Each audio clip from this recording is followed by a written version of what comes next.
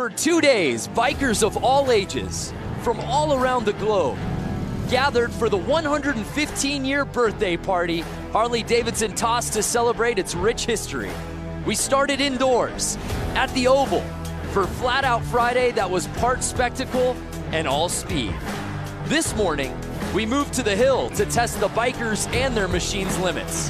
And now we've hit the beach, a nostalgic throwback to the way they raced a century ago. Somewhere, William Harley and Harley-Davidson are marveling at their own genius of attaching a motor to a simple bike. It's time to rev the engines and go wheels up at the Harley-Davidson 115.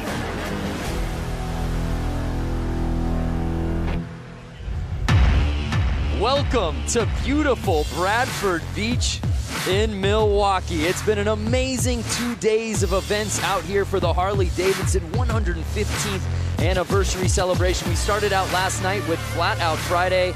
This morning we had a hill climb, of course, and we end out today's action for the Bradford Beach Bowl.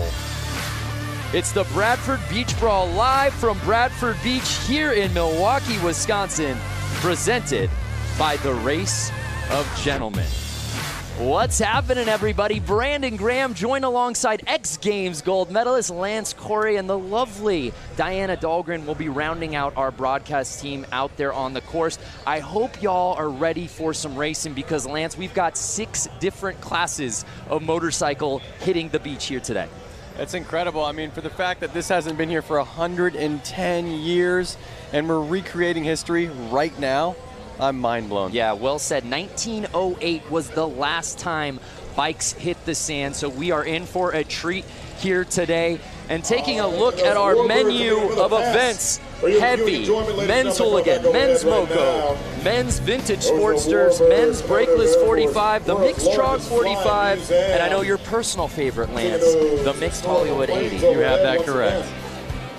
So we'll be seeing all of those classes hitting the beach here today. Just fantastic conditions. A little earlier today, if you were watching the hill climb, you saw what a muddy mess it was with the rain out there. Not a cloud out here that puts us in danger of any sort of precipitation. I think it's going to be ideal conditions. So before we get to the racing, as you see that beautiful commemorative flyover, we of course want to honor our country, and that's why before we kick things off, we started off with our national anthem, sung by Amy Eisenhut.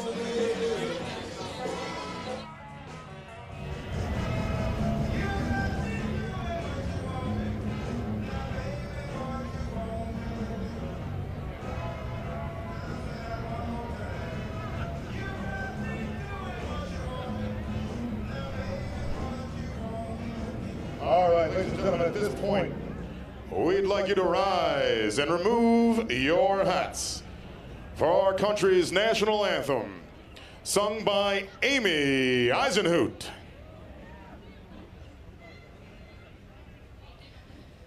Oh, say, can you see by the dawn's early light what so proudly we hailed at the twilight's last gleaming, whose broad stripes and bright stars through the perilous fight o'er the ramparts we watched were so gallantly streaming. We've been down here since Monday morning at 6 a.m. essentially, pushing sand around, rolling sand, wetting sand, trying to get the gave proof through the night that our flag was still there.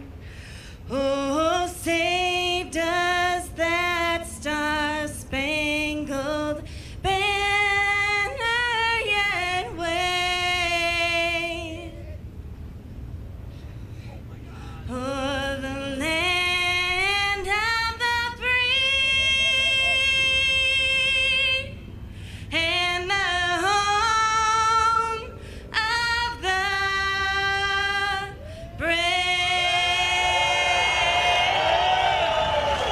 and gentlemen, Amy Eisenhoot.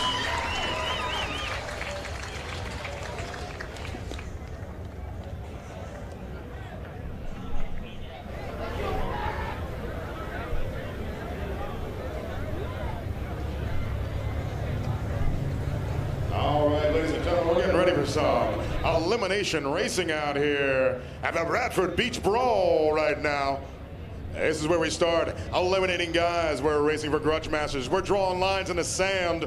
That's how we do it out here.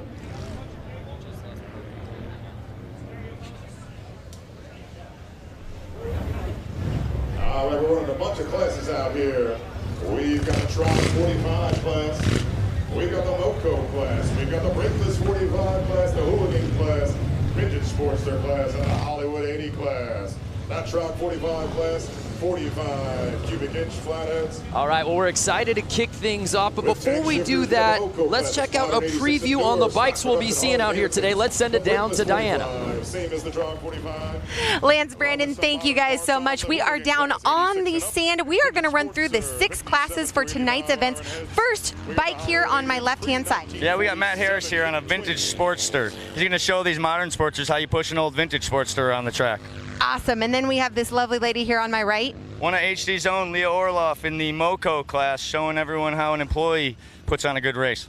That's right. That's what I love about Harley-Davidson, employees-only class. Then we were moving into more the vintage realm. Yeah, you got 2 great vintage bikes here. We got the Hollywood 80-inch class with the knuckle on my left and the TROG 45 class here on my right. Again, these guys are going to show you how fast these vintage bikes are, and being as old as they are, they still put out a ton of horsepower and push around the track. Not only that, he's wearing the Harley-Davidson vintage collection sweater that I have, and I love it. And then we have the more modern bikes. Walk us through these 2. Yeah, so we got the TROG 45 class, brakeless, and we got the Sportster Hooligan class over here on my right. That's right, we got the hooligans. Well, this is such an amazing event, so important in so many ways. Tell us a few difference between the modern and the vintage. Yeah, the thing I love about this event the most is that we're bringing together modern and vintage. It's not very often you see that happening, and it's really the vintage harkening back to our history and celebrating that, but now we have modern motorcycles, so we're going to see what those things can do out here on the track as well. This race hasn't happened for a long time, in over a century. Guys, let's go racing. Yeah, we can't wait. Enough talking about it. Let's be about it, Lance, as our first class is ready to kick off our action here today. Man, you cannot beat this view that we have here on the beach, on the Bradford Beach. Incredible. So starting things off, we have the men's hooligan class. There you see what it makes a hooligan. And these guys really are the spirit of the whole weekend of the Harley-Davidson 115th anniversary out here, Lance. They really are. I mean, they're riding bikes. I wouldn't say they're 115 years old, but they got to be 80-plus years old. Great to see them still out there running. Yeah, so there is a look at our start list. Semi 1 of 2. Ever had anybody get and the fans have absolutely invaded Bradford Beach. This is such an amazing event, completely free, and everybody has come out here, and we've seen it. We saw it at Flat Out Friday last night, and we saw it earlier today out at the Hill Climb and Little Switzerland Ski Resort, and no better way to cap off today's action than out on the beach. That is right, and we are so lucky and so happy to have this beautiful weather for the riders as well as us viewers. Yeah, there you see a great look at the beach, and that's a beautiful shot of the boat. To give you a little sense of perspective, we're actually up in the boat. That is where we're doing this broadcast from. This is about as good as it gets for a broadcast booth. That is correct. In fact, I didn't even realize it was a boat until you just pointed that out. My goodness, where have you been, Lance? I've just been enjoying the day. You really have. We're having such a good time. It was a great day. We were at the Hill Climb earlier today. Actually got in a helicopter to get over here, once-in-a-lifetime experience. And again, we can't thank you fans enough for watching online. This show is as much yours as it is ours. Tell us what you want to see, who you want us to talk to, what you want us to highlight, and where you're watching from, and we'll give you call-outs all broadcast long. This is for you. Lance is opening up Facebook right now. We're ready to rock. I'm loving how all these guys are just in vintage gear, vintage helmets, vintage sweaters, like Diana had said. It's an homage to yesteryear. And you see the flag girl getting ready. Semi 1 of 2 here in the hooligan class. Number 39 by Kevin Bass out of Prior Lake, Minnesota. 33 bike, that's Hollywood out of New Jersey. Look at him trying to start his bike back there. These old bikes, they don't have electric starts like the new ones. We'll see the hooligans out there, they'll have electric starts. These guys are kicking and kicking. They're getting tired before the race even starts. At the 151 bike, at the line, the 51 bike, 996 bike. He's having to time the engine, advance, retard, throttle. There's two different throttles on the bike. One on the left is advancing the bike. One on the right is getting the throttle going. A lot to think about, and the race hasn't even started yet. For you fans watching at home, of all these amazing bikes these hooligans are on, which is your personal favorite? Let us know from a number plate, man.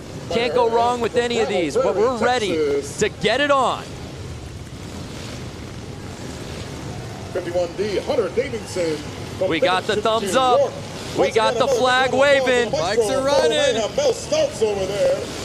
And they're off. Hooligan Semi 1 officially kicks off. At number 77 bike, Josh Cole. These are fans. Well, these are our racer gentlemen, guys. Showing you how this beach racing's done. And they are off. Look at the lead that he's already got. Yeah, 50 building. Fresh track. It's like getting powder runs on a snowboard. These guys have been paving it for the last hour, waiting for these classes to hit the sand. It is not going to stay like that. Wait 1, 2 laps, and they are going to be fighting the sand. You hear that, ripping bikes? And the 50 plate is just blazing around this beach oval, Lance. It's incredible. Mind you, look at these bikes. No suspension. Shout out to the fans watching, in particular, Wesley Wills watching from the maternity room, waiting on the baby to get here. Oh my goodness, Wesley, congratulations. What better to be doing than having a kid and watching this race right now? Well, I hope, Wesley, you're enjoying that shot. And no surprise, here comes Josh Cone on that 77 bike. And the number 50 is just, he's keeping it smooth. He's on the gas on the straights. Watch when it gets straightened out. Watch him open wide. And we're already getting to lapping. 50 passing the 313. Oh, getting a little swirly out there. Looks like we got Kevin Bass stuck out there in the sandberm. I love when he just leans into it and you see the roost kind of pop off the tire. And it is right there. How awesome does that look? And that's going to do it. The 50 bike takes the checkered flag. Incredible. Now, Lance, as we said, this race hasn't happened here in the vintage class. Oh, he picked a good time to lay it down. Well, we haven't seen these bikes on this beach in 110 years. You can't practice, especially with a vintage bike on beach. How foreign was it for these guys to hit the sand for the first time with these bikes? Well, you know, they were dealing with the weather. But here's a replay. Check this out. Notice this. He slows down. Because he slows down, it's actually harder to get through the sand, and he crashes. He didn't slow down that entire race. No, it's easier to go faster on the sand than it is to slow down. When he slowed down, he let the bike go. And look at 3 of them. 1, 2, 3. They all slowed down. They all fell over, and they're all struggling getting their bike started. These are not new bikes. These bikes are older than probably most of the people watching this right now. It was full throttle the entire race, and then half the field just loses it after that checkered flag. That was awesome. Really was. Really was. Give them a big round of applause. And the thing is, they all went down going low speeds. They're all laughing. They might not be laughing if their bike doesn't start after a minute, but they're laughing. Yeah, we see a lot of fans for that 50 plate. Tim Connor, Walter Gerson Rodriguez, 50 killed it. That he did. Again, if you're just joining us, it's the Harley-Davidson 115th anniversary celebration. It's just a weekend full of madness out here all over the greater Milwaukee area, and we finish up our event schedule out here tonight on the beach. There's a look at it. I had to drag Lance out of the water. He was out there body surfing. I said, hey, man, we got to get to the show. That's right. No place I would rather be than the beach. Yeah, it's perfect right now. The beach and Harleys, I mean, that's just, you know, the best. Much better conditions, and I'm curious any of those fans watching right now, if they were watching earlier today for the Harley Hill climb. A little bit different conditions than what we saw a few hours ago. It's incredible that just a few hours and maybe 20, 30 miles, and all of a sudden it's like we're in a whole different world. The fans have come out here in absolute droves, as you can see. Completely free event. There's no bad seat in the house. And it's all hands on deck to help get the bikes off the track as we await our next class.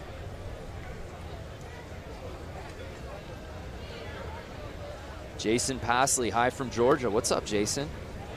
Ken Mendez was watching the hill climb. Love it. Glad you came back around. So Dan's saying he's from the west coast of Michigan. Would that be connected to this? I was told there would be no geography. So we move on here at the Bradford Beach Brawl. Again, the last time bikes hit the beach, 1908. Where were you 110 years ago? I wasn't even a thought. My grandparents weren't even alive.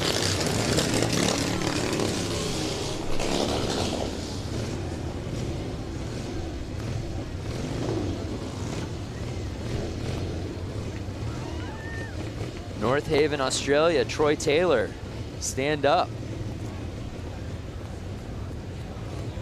It's so awesome to see all the fans out here, and then these old Harley-Davidson vehicles, I want to say. I see kind of like a milk truck. I see a old bakery truck. You know, I know we probably can't do it, or maybe it's frowned upon, but in addition to all of these incredible new bikes, like the 2019 stuff that Harley has on display, and of course the vintage bikes we're seeing out here today, as you said, the old vehicles and the old banners. I'm talking like the old Harley-Davidson race banners. That's like the ultimate memorabilia. I would love to just grab one after the broadcast when no one is looking. I'm definitely going to have to ask the right people if I could grab one of those for the shop. Great time from New York, Quebec, Canada, Bastien Briard. So I want to know all these people on Facebook Live right now. Yeah. Are they rooting for a hooligan? Ooh. And what hooligan do they want to see out here? Yeah. You know, take the win. Yeah.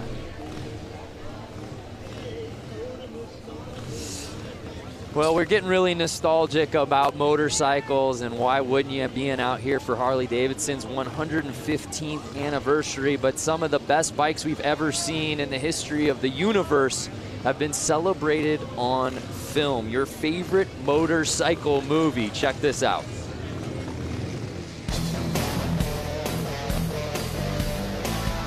My favorite motorcycle movie is, I don't have one. I love them all. I guess I would have to say The Wild One with Marlon Brando. Terminator, because I had a fat boy. I like Wild Hogs. It's a lot of fun, and it kind of shows people it's the simple stuff in life. My favorite motorcycle movie is Wild Hogs. My wife and I watch that at least 3 times a year. Easy Rider. Easy Rider. Easy Rider.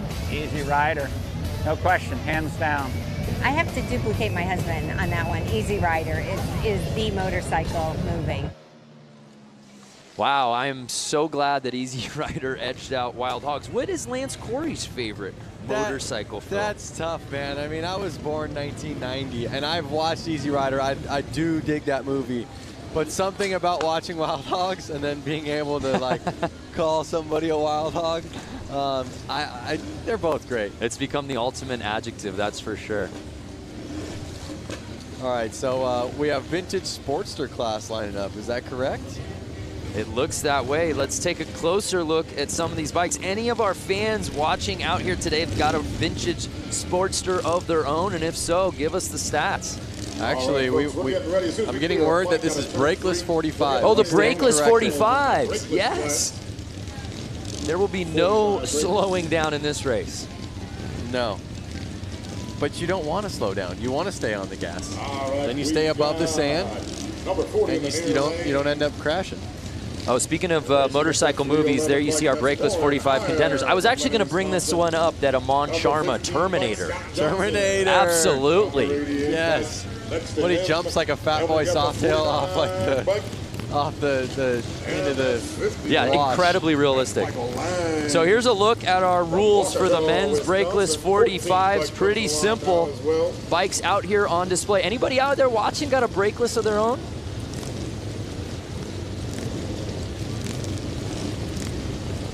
Number 311 once again is Warren Hire. Number 49, Kendall. So we've just got word that the brakeless 45 and the Sportsters are out there right now. We'll have to keep an eye on that. I love the camaraderie of class. So let's see who this track favors out here today. And it's 311 with the early lead on the outside. But he's leaving the inside track wide open for 15 to make the pass. Scott Johnson, number 15, pushing him wide and staying on the gas. Oh, I love it. That's one of the tactics of racing motorcycles is you can push people wide, and if you're a little bit above them or a little bit stronger, you can kind of run them where you want them to go. Right, well 311 got that whole shot early, but he left the door open. Yep. And it's Scott Johnson in the 15th place, leading the way. I mean, you can just hear how loud it is here. The bikes are ripping by. Uh-oh, someone's he's getting Scott squirrely. Johnson. It's Warren here. Can he catch him? Taking that berm high in that now, second Scott turn. Johnson and Warren are good buddies, so we'll see if they play nice with each other. Oh, we've got a bike down. We'll see what number that was. Look at this shot. Are you kidding me? Can Warren cut to the inside? Through the water, inside line. Yeah, the people at the fence there. We got bystanders diving into haystacks. Oh, he got. And it's 311 who got the lead. Scott Johnson opened the door and 311 pounds and he goes down. Warren's down. Too much. Too much. What a race. That was so heavy. Scott Johnson held on. It's going to be his to win. Can he keep it? The back and forth between Scott and Warren was so good in this race. And then Warren puts the bike down. Oh, and it's one of those things, they're so hard to start. You can't just hop right back up and try to get back to where you were. Nice job, Scott. Wow. That race had a little bit of everything. Lead changes, fans diving off of the track. Yep. The leader going down. Well, you know, it's one thing, everyone can ride fast, but can you keep the bike on two wheels? If you can't, then riding fast is doing no good. Utter and complete recklessness. Scott Johnson taking the win. Let's take another look at this. So this was amazing. Whoa! Oh! Collision was going on. Yeah, you have to wonder if that got into the vision of the rider as well. And as we take a look, yeah, and this is where Warren just goes uphill, and Scott Johnson says, sweep. Just like I said earlier on in the race, as soon as it gets rutted up, it's going to be a lot harder for these guys to handle the bike. Lap one was like riding a powder run on a snowboard. Oh my gosh, that was crazy. Fans at home, what do you think? Oh, wow. They're actually going to tow this bike off the track, I think. Yep. Oh, poor Warren. Guys, like I was leading this race. Now I need a quad to get me off the track. It was mine to win. Ruby Bender, fun to watch. You can say that again. Again, if you're just joining us, thank you so much. It's the Harley-Davidson 115th anniversary celebration, the Bradford Beach Brawl. Brandon Graham alongside Lance Corey and, of course, Diana Dahlgren down on the course. Diana's got better access than anybody, that's for sure. That is true. John Meyer, sign me up. All right, folks, then we're gonna keep the excitement Get on over, bud. here. As soon as I wouldn't mind being in one of those boats. Yeah, you're kind of a yacht guy. I would definitely be in that yacht. Yeah, yeah. Kind of a prestige worldwide. Wide. So we're getting ready for our next class, and hopefully it lives up to the hype. What we've seen so far has been some great racing.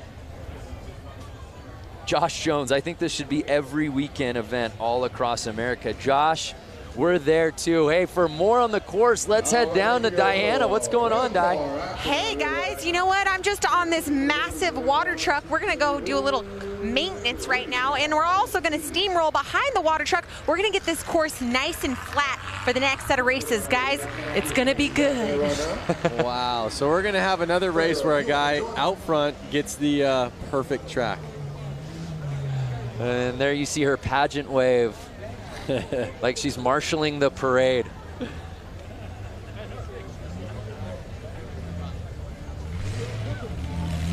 So again, obviously, as we said, no one has raced on this track since 1908, but let's take a look at how we got here. It takes a village to get this thing going, but Lance, job well done by all of the contractors out here to make it possible for us to bring these bikes out today. It's incredible. And these guys, they're people that ride or hang out with the riders a lot. You can't just come out here and make a track if you don't know what it's like to ride the bike. Right. Yeah, you can't just merely push sand around and make an oval. There's absolutely a science to this. Definitely. And oh my goodness, Diana's got a t-shirt gun. Please cover small children. Protect your eyes. Diana, can you come over to the boat that we're in and shoot one over to me, please? Oh, there he goes with that Hudson engine.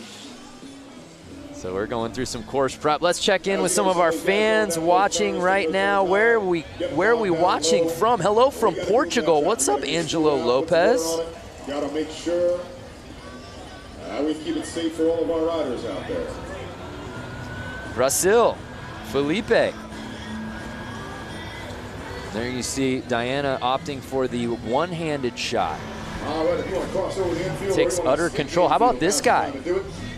Driving his custom-made vehicle around. Think it's street legal? Yeah, and I think that nobody seems to be bothered by it at all. There's a lot of wacky stuff going on for the 115th anniversary. Good times. Brian Mose from New Zealand, Kevin Morris from Rhode Island. I want to know who's the furthest from Milwaukee. I mean, Brian Mose. Yeah, I'm not a map guy, but I feel like New Zealand and Australia would be in the lead there. Didn't we talk about not getting into geography? Yeah.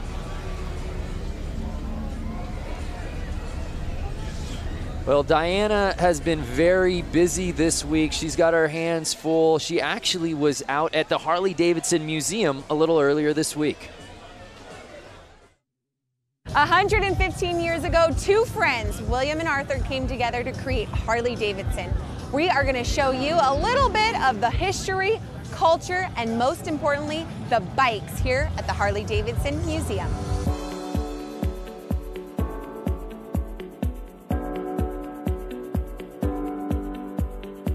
Behind us is the bike that started it all. Yep. Which is gorgeous. The oldest Harley-Davidson in existence. Both Bill Harley and Arthur Davidson were really avid bicyclists, and Bill Harley actually worked for a bicycle company here in Milwaukee, and their first project was to build a motor to literally put in a bicycle. You can see how they kind of shaped the frame so that it would embrace the engine, and that kind of set the standard for what we still do now. Can I write it out of here? Well, first of all, you'd have to guess it out. This is actually dated July 20th, 1901. This is original. So this is the original drawing from Bill Harley and where did you recover? For How a did bicycle. You recover this? The Harley family saved it. They had the foresight to save stuff from almost the very beginning. Over there is the book from 1907 when they incorporated, and they actually began a program of saving at least one bike new right off the line in 1915. Wow. And we do that to the present. When we were back there, you know, you look and this looks like a whole motorcycle. Right. And as you walk in. Wow, I didn't even notice that till now. That's amazing. See, it works. This thing's completely taken apart. So, you know, the idea here in this whole room is to give people, you know, a sense that the engine from the first bike we built today is the, you know, real heart of the motorcycle, both, you know, obviously from making it go, but from a design point of view, we always show that beautiful engine like it's a jewel in a setting. We want to give people a sense of, you know, how these things work, and we make it interesting.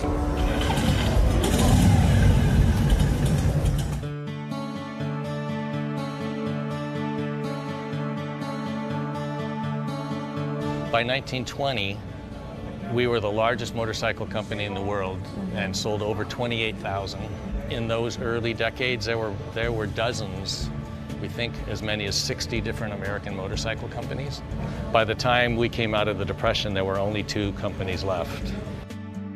You know, the major turning point was World War II. Over the course of World War II, we made almost 90,000 military bikes. What kind of jobs in the military were Harleys actually assigned to? They were mostly, they called them dispatch riders. Okay. So they were taking messages from one place to another. Our story weaves in and out of the story of American history. This is the bike that this badass cyborg Arnold has to ride. Schwarzenegger. The real Captain America in the comic book, he rides a WLA. Right. The original didn't come with flamethrowers and stuff like rocket launchers. Like the Terminator, one thing that's great is it's kind of, you know, it's not just like a car, it's a character.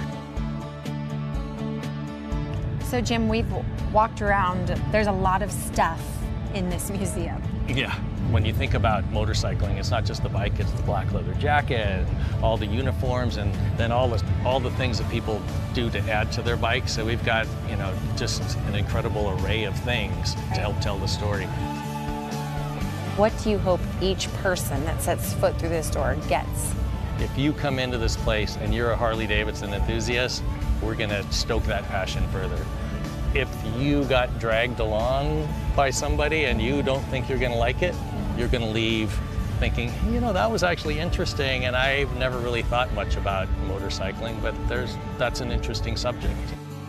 There's something for everyone here at the Harley-Davidson Museum, that's for sure. That's the goal. Wow, just a tremendous story. And it's worth the price of the trip to come to Milwaukee. If you have no other plans, go to the Harley-Davidson Museum in downtown Milwaukee. You will not be disappointed. I've been there more than a handful of times, and even watching that video, I get just stoked up. Yeah, you get chills, and Jim's absolutely right. Whether you're a wild hog, just getting onto a motorcycle the first time, not even interested, there's something for everybody there, and you walk away, I think, wanting to get a bike, that's for sure. You don't even need to be a motorcycle rider, like you were saying. To see the American history and the fact that somebody was doing that so long ago. The longevity of the brand. I mean, we talk about it being the 115th anniversary, but he put things in perspective really well, that after the Great Depression, there were only 2 motorcycle brands left in the world. Yep. And Harley was one of them. It's so awesome. It's so awesome that it's still here, still living the dream, and every enthusiast is keeping it running. Well, we thank you for joining us here for the Harley-Davidson 115th anniversary celebration. It's the Bradford Beach Brawl, and we've just got some course prep going on out here at the beach on Lake Michigan. And it's been a gorgeous day thus far. We're a few races in. It's been a lot of fun. They started setting this thing in order earlier in the week, Monday, I believe, and the digging began on Tuesday, and here we are Saturday, and this ends our amazing event schedule. All hands on deck, as we said, everyone playing a role out here. And at its core, it's really for the fans, and everybody gets to come out here, a completely free event. And there have been people who have been here all day long, mind you. There's been other contests going on. We were calling the events over at the Harley Hill Climb in Little Switzerland Ski Resort, which is about 30 minutes away. And there were people here long before the bikes got here on the beach today. That's very true. And they have the museum party going off. That's right. There's bands over there, live music, you know, new Harley-Davidson Ford trucks. There's so much to see, all the new bikes. There's a look at what our last couple of days has looked like. Of course, we had the Flat Out Friday last night, which is always super fun. That was in downtown Milwaukee proper. And then we went down up north, I should say, to the hill climb earlier this morning. And we had to get from that hill climb dot out here to the beach and our bosses were afraid that just grabbing an Uber wouldn't get us here in time. So we got to the chopper. Yep. We got a helicopter ride, Lance, Diana, and I, and some of our production staff to get over here. So that was amazing, and we're having a great time. And we hope you fans watching at home are staying with us. We still got plenty of racing to go. Hey, before we cut to that feature at the museum, I asked who was watching from furthest away, and I want to pay that off. Martin McKinney said that he was watching from the southern point of Victoria, Australia. So if you know anything about Down Under, that may be the furthest point from Milwaukee, Wisconsin. That's a good chance. Mary Thompson, you're watching from Minnesota. That is not the furthest point from Wisconsin. But we love that you're watching. Yep. El Paso, Texas, Terry Reed. So let us know who you want to see, what classes you're most looking forward to. If you've owned one of these bikes or any of these types of bikes, would you bring it out to the sand? Because I think a lot of these guys say, oh yeah, I'd ride the hill climb, or heck yeah, I'd go into the arena and do the oval on the concrete. How many of you guys and gals with bikes would take it out here to the beach?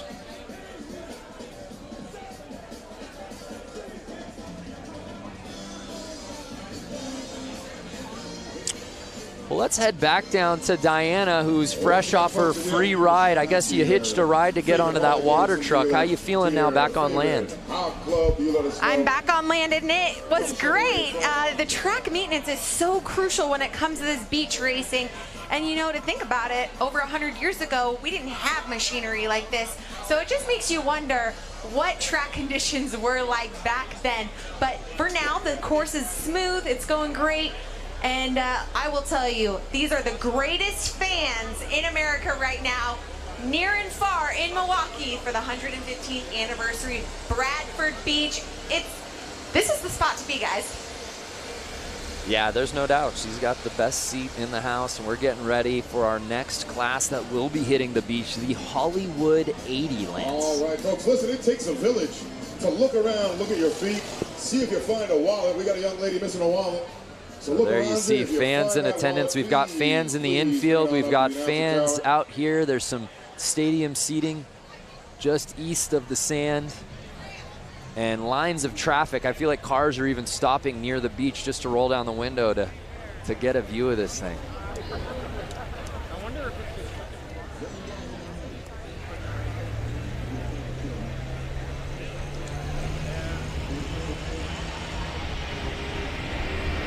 Heaps of fellas watching from Western Australia.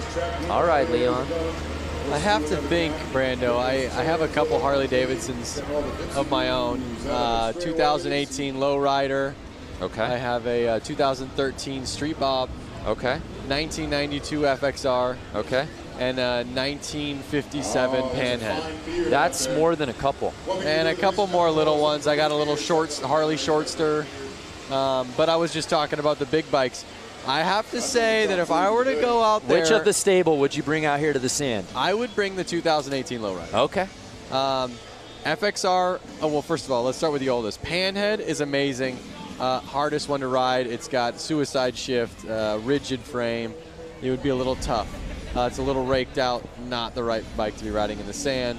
Then my FXR, I would probably kind of choose that one, but if I crashed it, they don't make any of those parts really anymore. So I kind of want to keep that one nice. Right. Then I have my Street Bob, great bike, love it, but it's kind of lifted, it's set up a little bit more aggressive. My 2018 still has the stock suspension on it because it's great. It's the lightest of those bikes. It's going to handle the best, so I would put my money on bringing my 2018 Lowrider out here. Yep. Well, maybe for the HD 120th anniversary celebration, we can get Lance Corey not only in the booth, but out on the sand. Yep.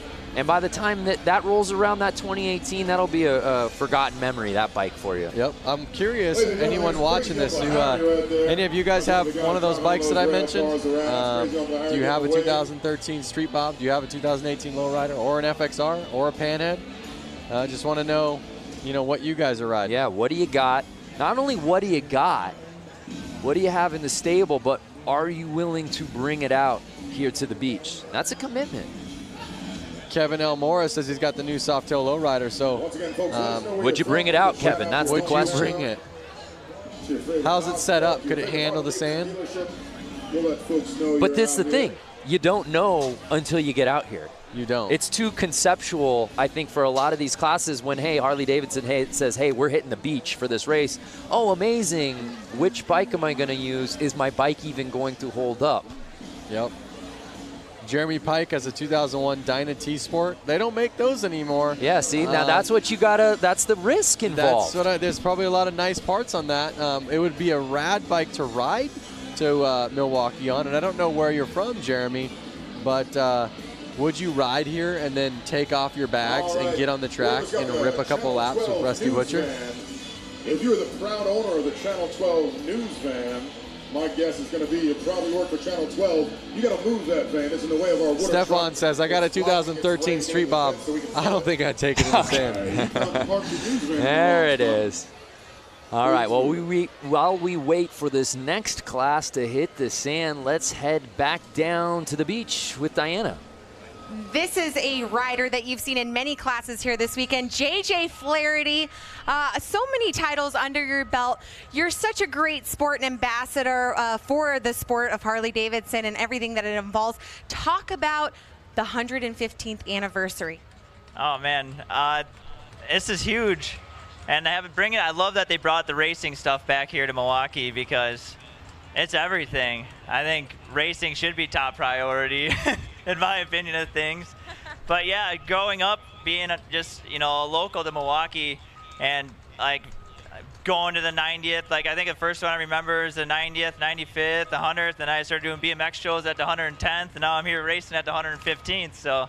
Let's talk about that. You were at the hill this morning. Oh my goodness, the conditions there were treacherous. Now you're on this nicely manicured sand track. Luckily I got a little bit of a motocross background too, so I think that's helped me in these turns, especially 1 and 2. It's pretty greasy, it gets rutted up. Now we have tons of thousands of people watching live right now, and you're sitting here about to go on this course and race. Explain the feeling that you have right now about to go onto this course and lay down some sand. I was going to say lay down some tar, but that doesn't apply here. Well, I hope I'm not laying in the sand in front of all those people. I already did that once today. But it's a pretty awesome feeling for sure. Any adrenaline? Oh, yeah, for sure. Tons of adrenaline. Well, we've heard it from JJ Flaherty. Big round of applause for this guy. Such a great sport. And let's see if we can take first here in tonight's hooligan class. See you, JJ. Thanks. Guys, back to you. JJ Flaherty has had himself a day in the all-white leathers. He was competing in the hill climb earlier today, and it was a muddy mess. Of those fans who are watching, you know what we were talking about. No one went unscathed, but JJ Flaherty made it all the way to the championship round in his class, ended up having to settle for second place, but man, he looked so good at the hill climb this morning. I got lucky enough to see a photo that was taken from about eye level of the track. He legit looks like Evel Knievel flying. Launching. Yeah. He had to have been 10 feet off the ground. Yeah, and what's crazy is while we were doing the broadcast live, we knew he got some air, and I think we both went, whoa, and then we saw that photo in perspective, and that is so cool. I hope that JJ is able to get his hands on that because that's frame-worthy. Definitely. It's definitely Instagram-worthy. Yep. So I think we got the Hollywood 80 class coming out right now. If I remember correctly, they said it was like knuckleheads. All right, we got the final I'm a knucklehead. Hollywood class coming out to the line right now. Hollywood class. And you know what I love about all of these classes, whether it's vintage or Hollywood 80, is not only obviously the bikes, but even the plates paying homage to another era. Twins out there. Notice these bikes have little tank shifters on them. Like I said, you got that double throttle going. That's Frank Rick. These bikes are a lot harder to handle. As the times changed, they made the bikes easier to ride. You know, they put a front brake on them. They put a clutch on them at the hand. They let you shift with your foot. Some of those things made the newer bikes easier to ride than these older bikes that have, like I said, the advance and retard and the left throttle, the actual throttle on the right, and then the clutch as your foot and the hand shifter. So you have to take your hand off the bar every time you want to shift. as well as you have to take your foot off the ground. So if you're at a stoplight, you only get 1 foot on the ground. There was way more to think about. You have to think way far in advance while doing it. That's wild. And yeah, for you fans watching at home going, was this just a man head-to-head race? No, no, no. Bike's slowly coming back out here. We'll have a full field. So again, I think I see a buddy of mine, Scott Jones, number 50 out there. It looks like him, but maybe it's not. No, the 50 plate, that's B. Cannon. Oh boy, well Scott, you look like Cannon. You're putting your friend on blast right now. I bet you it's him on somebody else's bike. No, he's actually got hand tattoos, I think. I'm totally wrong.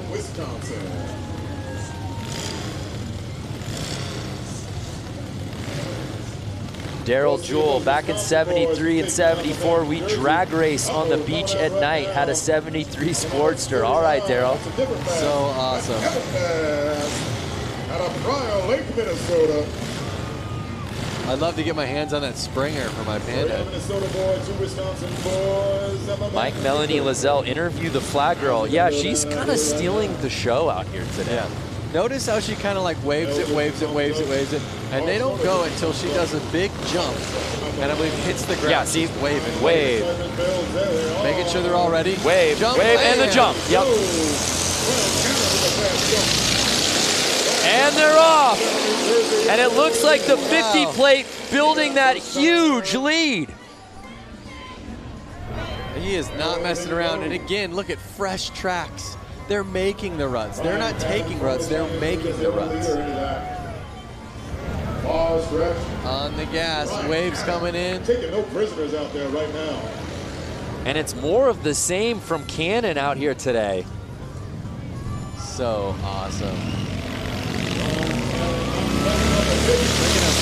Look at him. He's getting the weight on the rear end, which is basically getting the front tire off of the ground. It doesn't look like it, but the weight is completely off of the front tire, which is making the bike get through that sand way easier than you would imagine. It's still hard, but a lot easier than if you didn't. Well, no, I see what you're saying. Brian Cannon making it look like a Saturday stroll. Look at the lead he's built. He is definitely out front. He's got almost a 4-second lead. You can hear these bikes through our microphones just ripping.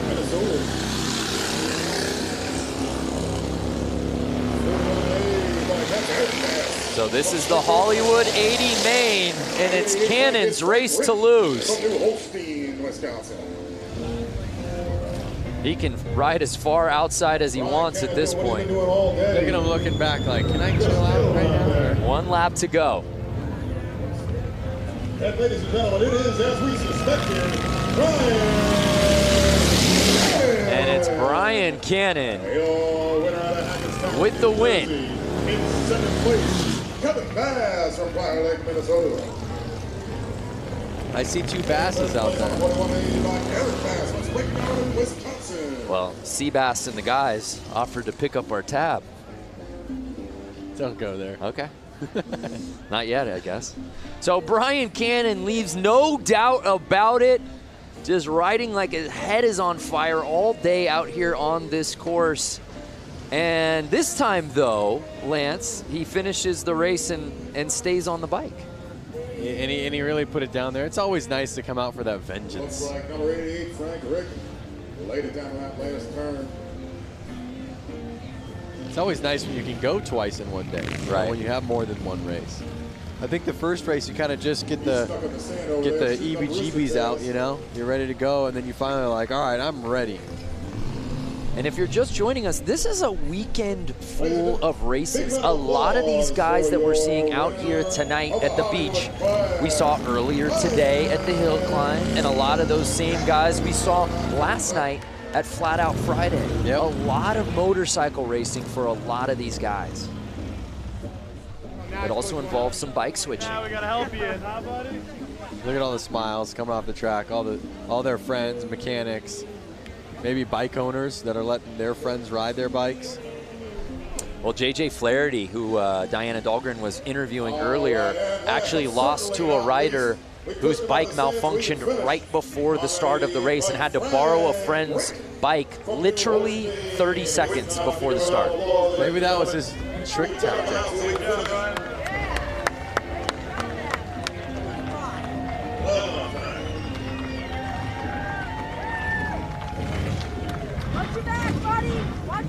So here's another look at Cannon, and he was riding outside for most of the race. As we take another look when he gets inside, Lance. Oh. Well, you notice that once the race gets going and there start to form ruts, he's kind of dodging them. And you saw him kind of fall into a rut in the first corner, and then he kind of came out. Then as he's going into the next corner, he's trying to take a line that nobody's taking yet.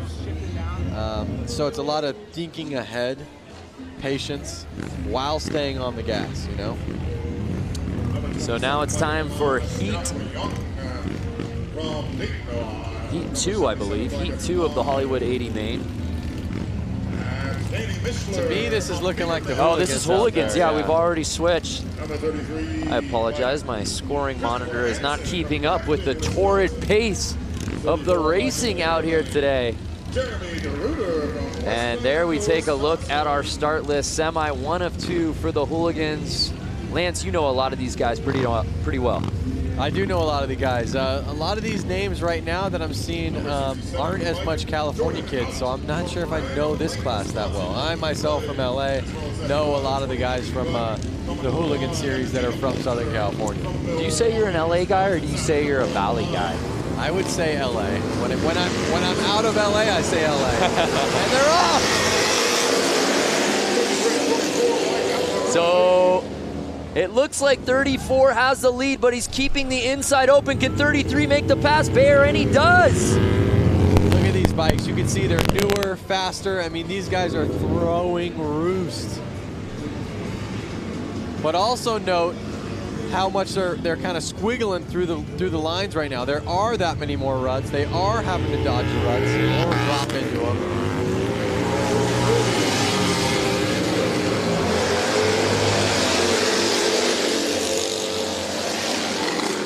So now it's Hansen, 33. Can he hold on? Right behind him, 77, Mishler. He's building quite a lead here with 2 laps to go. Notice how when they're going down the straight, they lean back, and when they go into the corner, they actually kind of lean forward up on the front of the gas tank. It's kind of because they need the front end a little bit to steer. That's the stance. See how he's on the front? He's not on the back of his seat. It's final lap. Can Hansen hold on? Now he's on the back of his seat. Ah, yeah. You see that transition? He's pulling tear-offs out there, which means he's getting roosted. Or throwing dirt up off his front tire. He probably doesn't have a front fender. And here comes the checkered. It's Hansen taking this semi.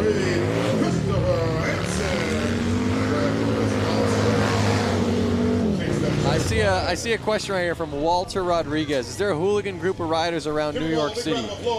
There's a group of guys that have ridden the hooligan class. They're called the East Coastin' Crew.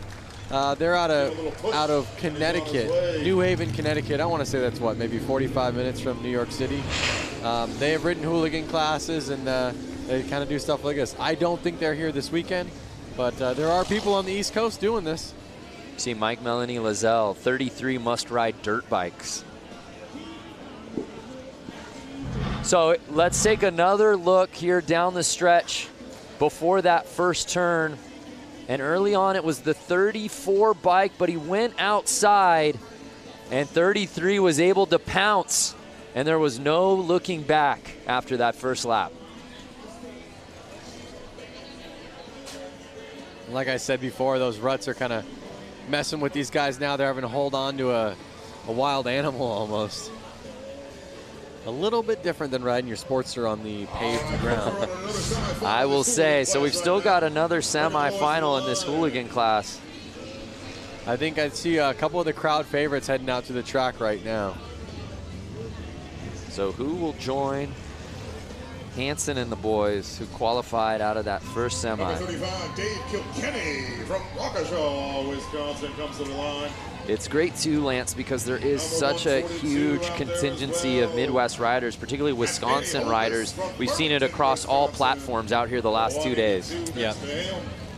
And there's our guy, JJ Flaherty.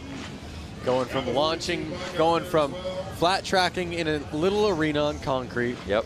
Launching his Harley like Evel Knievel up a mountain. And now he's here on the beach, riding in the sand. And I believe through every single race, the promoters have made them wash their bikes so they don't transfer the sand to Makes the concrete, sense. the dirt to the sand, vice versa. I think it's kind of a rule by the city, as well as keep the tracks clean. Here's the real star of the night, Flat Girl, and they're off. Oh, and Flaherty gets into a little bit of a scuffle.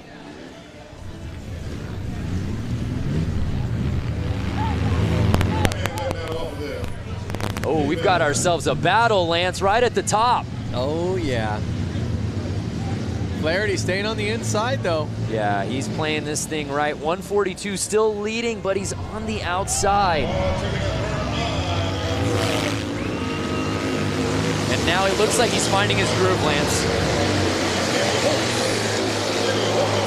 Diana, what are you seeing down there on the course in this race? You know, I've talked to a lot of riders, and some of them were talking about taking that outside line, relying on that outer bank, but JJ Flaherty early on in this race was taking that inside line, saved him some time. Might be an all-out battle. A lot of these guys, are they used to the weight? Lance, you could probably attest to this. What kind of weight are they facing when they go into that turn on the inner line?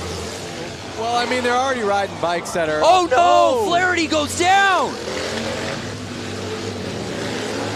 Our man we were keeping an eye on is down. His friends are running to him. I'd love to see a replay of that so we could see what happened. Oh, we need to see that one more time. He was behind Holbis less than a second, and he goes down with 1 lap to go. JJ Flaherty and Danny Holbis have ridden together for a long time. They're good friends. Unofficial results right now have Holbis winning that semi, or at least taking the lead. Hopefully it looks like Flaherty's okay, but yeah, we need to see another look at that. That's for sure. And again, this kind of goes on what you asked, Diana.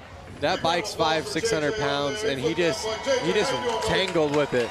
Let's check this out. Yeah, here we go. Let's see what went wrong for JJ Flaherty. He was trying to pull a tear off. Oh, yeah. The ruts. The ruts. Yeah, Diana, is that what you saw down there with JJ?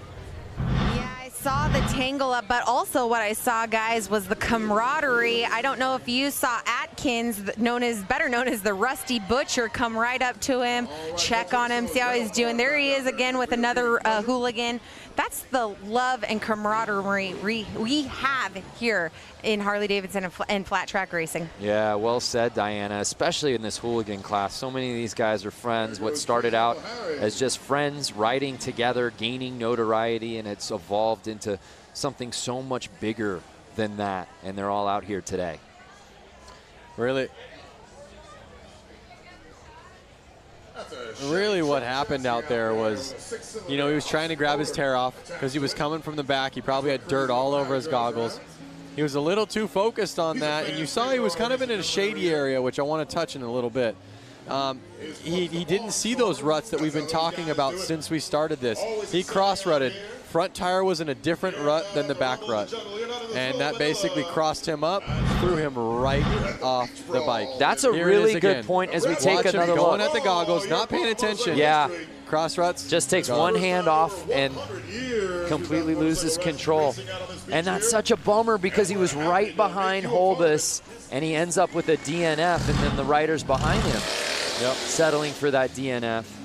And it's Holbis that takes the win there. Notice the fans in the infield, so stoked just to kind of handshake and all smiles on their faces. Happy he's up, walking around.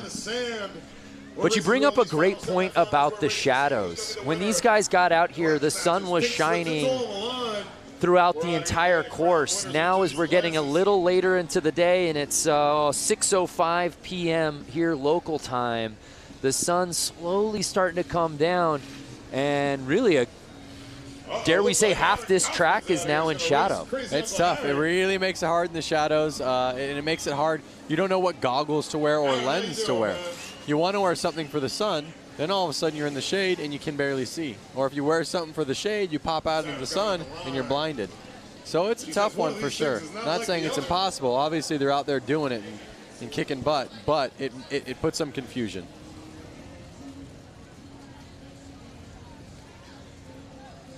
So we're shaking it up a little bit out here for this one, as you can see. One of these things is not like the other. Again, fans watching from home, where y'all watching? Who you got in this one, 4 wheels or 2? And off they go. I'll tell you what, it's also a battle of gears. Look at how much he is steering that thing. Just on him, left, right, just to keep it going straight. It's already turning around with the look back. So you can imagine with how much he's having to correct those steering wheels, how much a motorcycle's having to do it. John Holt watching from Tucson. What's happening? Paul Gorbett from the UK. Oh, and the bike makes the pass on the car. He's getting a good lead. He's got about 2-3 car lengths, but that car is hauling butt into the corner. You gotta get yourself a Harley-Davidson motorcycle, son. Can this car somehow make its way to the inside for a pass? 151 not giving him an inch. The man in the car's got a cup holder, a drink. He's just hanging out. Look at that, thumbs up, good times, positive vibes. That's all it's been here all weekend long. Good vibes across every race. Christopher Pinnicky watching from Des Moines, Iowa. Randy Serta, California. Australia announced Louisville, Kentucky. What's up, Trevor? What would you ride, the bike or the car, Brando? I'd go 2 wheels. 2 wheels. How about the viewers? You want to drive that car or ride that bike? I want to drive the car, but something about getting a motorcycle on the beach feels like a once-in-a-lifetime opportunity. Oh, now the speed's picking up a little bit here. What happens on this turn? That's what we do, ladies and gentlemen. We throw a bunch of one thing to note. out of the sand, we see who comes out on top.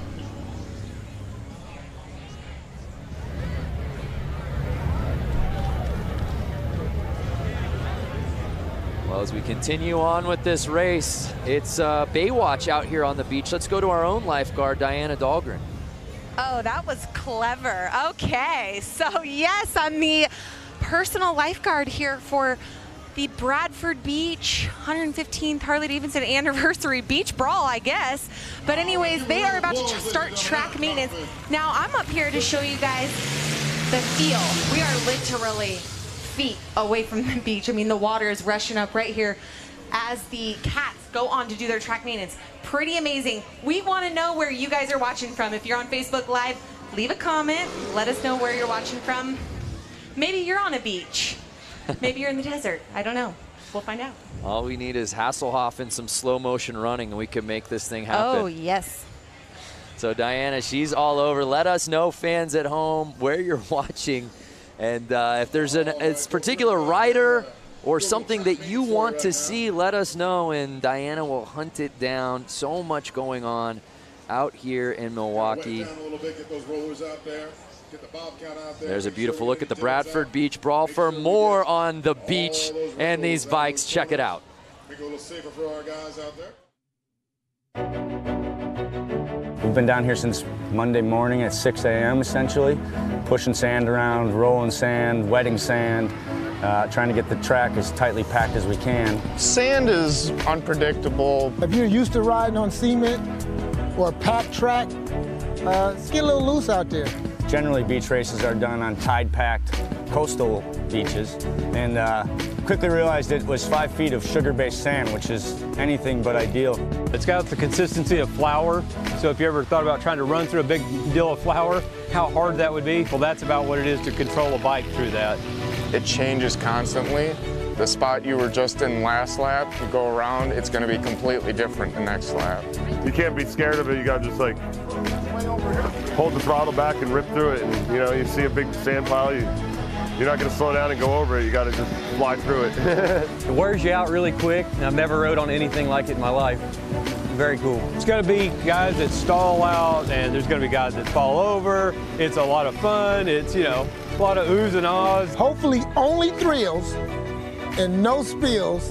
The one thing I love about this race and this whole idea is it's a mix of modern and vintage. This is 1989 XL 1200 Sportster, and it hooks up and hauls ass. This is a 1929 Harley DL. This is the Godfather. A lot of times you have the two separated, and we're bringing them both together. The vintage to really celebrate our history and harken back to our roots, and the modern to show what our modern motorcycles are capable of out on the beach. Being able to come down here and ride Bradford Beach is a once-in-a-lifetime experience. It's a fun place. I think everybody will get real close and get to see, probably get some sand in their hair maybe, and have some fun. We're here in Milwaukee celebrating Harley-Davidson's 115th anniversary and our history. These guys have an opportunity to create history. Everybody sticks together. If you need a tool, if you need a helping hand, if you tip your bike over, they'll be there to help you pick it up. Well said. Really neat to see the variety of bike, the variety of rider out here today. Again, we love hearing from you fans. William Hugelmeyer, let's get a closer look at the running gear these guys are using. Hopefully Diana can hear that. Maybe she and her personal camera she brought out here can give us a little bit of a closer look at what's going on down at the starting line. Make sure we keep our guys safe. Make sure we keep you safe. People are watching from all over. Wichita, Kansas, New York City. Thunder. You can't hear me? Hey, there we are, Diana. Hey, guys. Yeah. Oh, we're losing you. We're losing you, Diana. I don't know what cell service she has, but she's not coming through. So if you got a kid who's a skateboarder, get him up to the rail, we'll be passing out some. I love that one bike. I can't recall the model he said it was. He called it the Godfather from 1929, Lance. I know. I was thinking to myself, wow, in like 10 years, that bike's going to be 100 years old. And he's out here riding it in sand. That thing would be up on my mantle at my house. Brad Talbot watching just across the lake in Michigan. Brad, wave to us so we know that you're watching. Kenneth Kramer, Kansas City. Mick McNasty, I hope that's your given name, Glasgow, Scotland. Just a wonderful day for racing, and I can't think of a better way to sort of cap off the weekend festivities of the racing than being out here on the beach. You see the sand maintenance going down right now. One interesting note that we heard in that feature was one of the riders talking about the consistency of the sand, and what he likened it to was flour. I heard that, and I was like, that's pretty good. But you know what? I've ridden on beach sand a ton in my life with sand tires, right, stuff like that. But I've never ridden on lake sand. And he made a point that it is different. A different type of consistency. Maybe Diana's down there right now. Can you tell a difference between that sand and sand you'd see at the beach? I guess this is like sand you would see at the beach. But I found her. And what is your? Very nice to meet you, Zaria. So we are out here. We're hanging on the infield of the Bradford Beach Brawl. How's it going out here so far?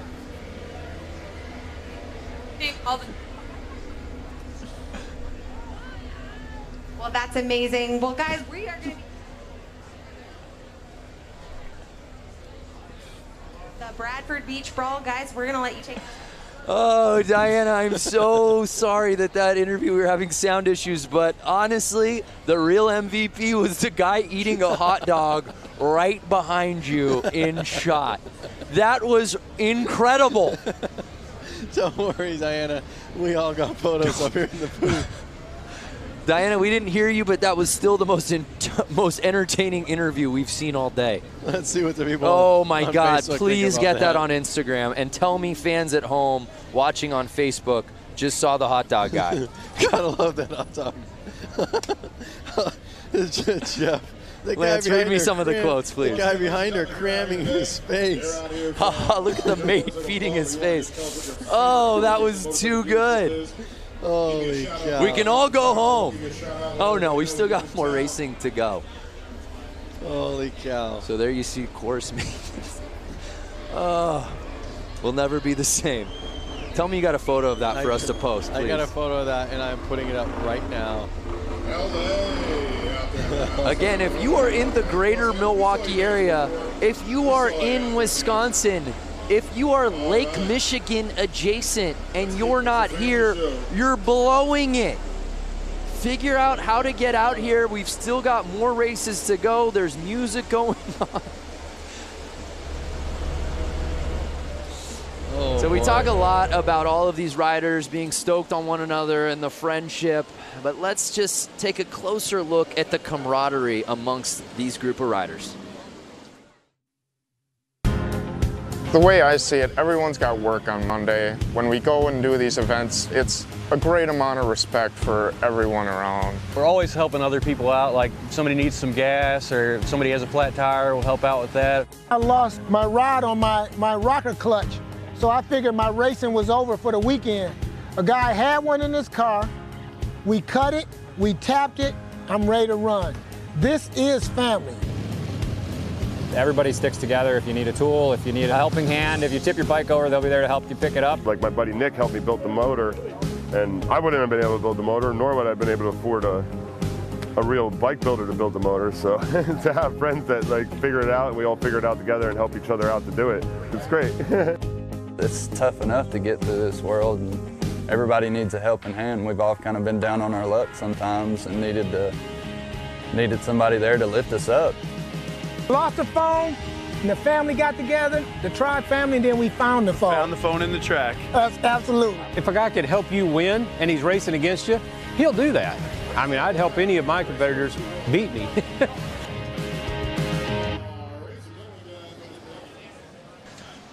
Such an amazing time here on the infield of the Bradford Beach Brawl. Geez, that's a tongue twister. But anyway, standing here with a lovely lady I just met.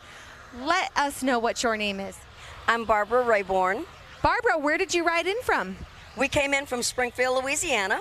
And how long was that ride? Well, considering the fact that we went from Springfield to North Carolina, Tennessee, and then here, it was a few days.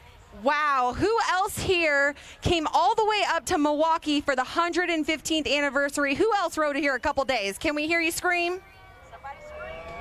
I hear some screamer. There we go. I hear some people screaming. There we go. Okay, so it was a safe journey. Thank goodness. What'd you guys ride in on? Well, we actually own a Harley Ultra Classic. Her name is Sister Jade. She's green, 2016. Whoop, whoop. And then our other friend has a Harley Chopper, and it's a classic from early in the 2000s. So wonderful. What has been your favorite part about this weekend's celebration? Oh, wow, that's so difficult to say because the hill climb this morning was amazing. I used to ride dirt bikes in my younger years, but we really enjoyed the hill climb this morning. I tell you what, Suburban Harley and our Harley, the Iron Harley, look, those places had some amazing parties yesterday. We really had a ball. Wonderful. Well, everyone out here is having a great time. We're in the infield. If you guys haven't experienced infield yet, come on in here. Loads of activities happening. Thank you so much for talking. Very nice to meet you. Guys, back up to you. Yeah, I love it. This whole weekend, I don't care where you are. If you're outside the hotel, you're walking to a restaurant, last night at Flat Out Friday out here at the beach, or hill climb earlier today. So many people like that lovely lady that Diana was speaking with, just people who rode in here. You and I were commenting and marveling at all the different license plates we were seeing on the Harleys. We saw bikes from Mexico yesterday. I want to kind of go back to Facebook Live right now. We're getting comment after comment. Like Lucas said, the weekend will not be complete if the hot dog guy doesn't get an interview. Where is the Harley-Davidson hot dog man? He has now been. He's now an HD ambassador. Yeah. This is incredible.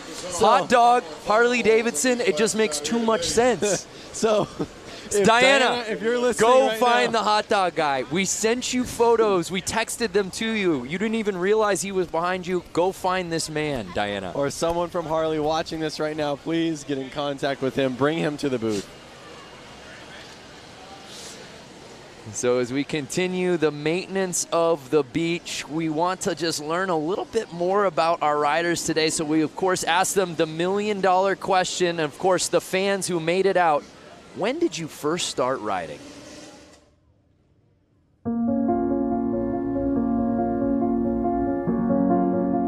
I started riding when I was very young. I had 2 older brothers that rode, put me on a bike when I was very young, pushed me and said go, didn't tell me how to stop, nothing. And ever since then, I've been hooked. I started riding 30 years ago. Why? Because I love speed and I'm an adrenaline junkie. My first Harley was a Deuce, 2001. And well, it was a dream become true when I was so young. I've been a Harley since 12 years. And I fall in love with Harleys. And I've been riding since the day I turned 16. I had a little Honda 150 delivered and I've never been off of it. I've always liked motorcycles. I had the fear of them. And my wife says, why don't you take a class and see if you like it? That's all it took, 1995. I didn't ride as an adult until I was about 40. And, but I just kind of heard the call of the road, haven't looked back since. Yeah, everyone's got a fantastic story on how they first discovered motorcycles. Lance Corey, professional rider, X Games gold medalist, freestyle. Tell us how you got into riding bikes. I just had, actually my parents did not ride. I had a cousin, 2 cousins that rode motorcycles. They were a bit older than me. When they grew out of their PW50s, one of them was handed down to me. So I've been riding since I was about 4 years old, into motorcycles my whole life, and got a Harley-Davidson right when I turned 16. It was only fitting. You can get your license, you can get a Harley-Davidson. Love to hear from our fans on Facebook watching right now. When did you get your first bike, and what was that first bike? Who got you into it? Love to hear those stories. I have to say a lot of people on there have to be saying PW50. I think every kid, you know, even if they're 40 years old now or something, they all kind of started on a PW50. And I would imagine and hope that most of them, when they could get a driver's license, went to a Harley-Davidson first. That seemed to be the general consensus out here, that's for sure. And we move on to our action. And then you see the sun fully setting out here now as that starting line getting completely shaded. Hot Dog Guy has really taken the comment section off the rails here on Facebook. We'll try to find him, but we've got some racing to get to. The mixed TROG 45. These are pre-1952 bikes, 45 cubic inch flathead motorcycles. Again, and you saw that, it said tank shift. So these guys have to push their clutch in with their foot, shift with their hands. So they're gonna have to take their hand up the bars during this race. Ooh, well, at least it's smoother out there for them.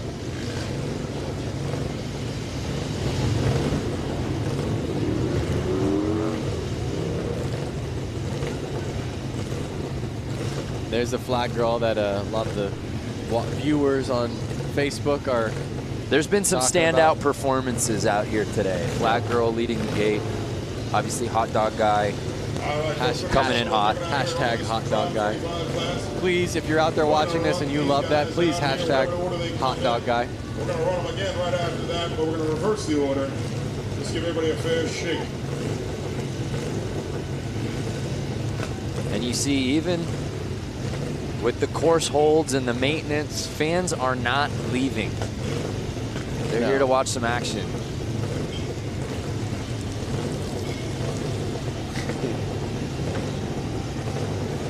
Hey, Michelle Havens-Moore just bought my first Harley last week. Congratulations, Michelle. You'll never be the same. So awesome. Uh-oh. Hold off. What's going on? Oh, are they shutting their bikes off?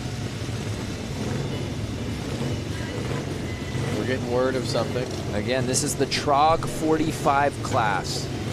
These bikes are pre-1952, and we're just getting word that they're actually adding 2 more competitors to this heat. Why not fill the track up with more riders, a little bit more going on? Let's go to the pen. 1188. Get yourself up to the starting line.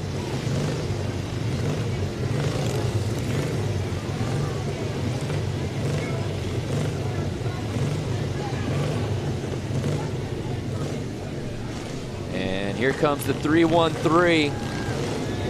Remember, this is the bike, I believe, from 1929, Lance. So awesome. The godfather of them all. Look at how clean the paint job is on it. Amazing.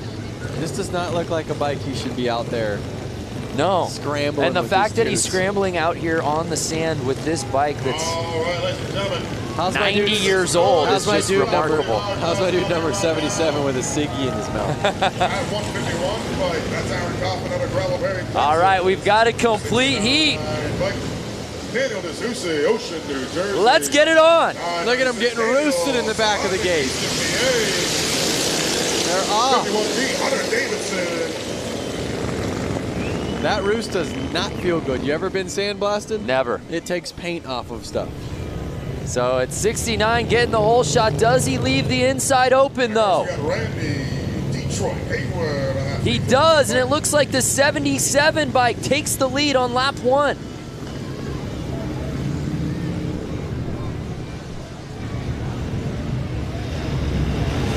That looks like fun. 77 bike, no surprise in the lead.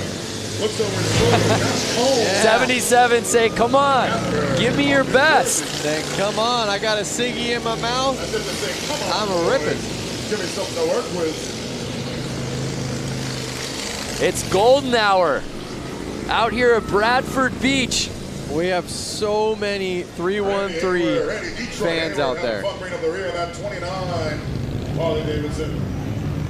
I mean, this is just, by the way, professional athleticism at its finest with the ciggy in the mouth. Notice how the number 77 is leaning that bike into the corner, foot out, dragging. That's the stuff that looks fun. Watch him, put his foot out, he's dragging. Look at how much he leans that bike over. Look at that thing. Look at that lean. Committed, so committed. And again, he keeps turning over the shoulder, waiting for somebody to come chase. Can the 69 bike catch him? Look at that. His bike's starting to smoke though. Was it smoking like that when he started? Yeah. And I don't think it's the cigarette. No. Ladies and gentlemen, your winner of that heat, number 77, Josh Cone. Josh Cone. What a great race. Uh-oh. Bike might have broken. Well, it picked the perfect time to do it. And the TROG 45 main. Love seeing these stories, by the way, from all y'all talking about how you first came across your first bike. Keep them coming. We're going to bring these guys back around. We're going to run them again in the reverse order that they've been. Well, he might have a leaky valve or something right now. Is he looking over his shoulder to try to, you know, say hi or kind of show off? What do you think? That's what I'm trying to make a point of. He keeps looking over. I think he's encouraging his fellow riders, hey, come catch up. Does he have a knife on the side? This guy is a savage. Wow. Knife sitting. He's holstering a knife, smoking a cigarette. Doing donuts. Doing donuts after the win. Life is good for 77. My boy Josh out there. Look at the smiles after the race. Look at that. Everyone's smiling. Less cell phones out, more smiles. Yeah.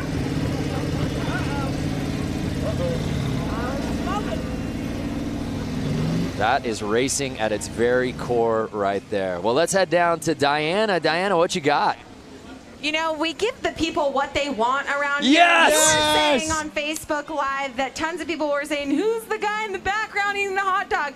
That's Kevin. And Kevin is a Milwaukee local, and he clearly loves hot dogs. He's even out in 95 Harley, and I do love hot dogs. Yes. He has a 95 Harley, and he loves hot dogs. So, Kevin, you're a man of many talents. Let's talk about it. You're an engineer. You have a boat. You have a Harley.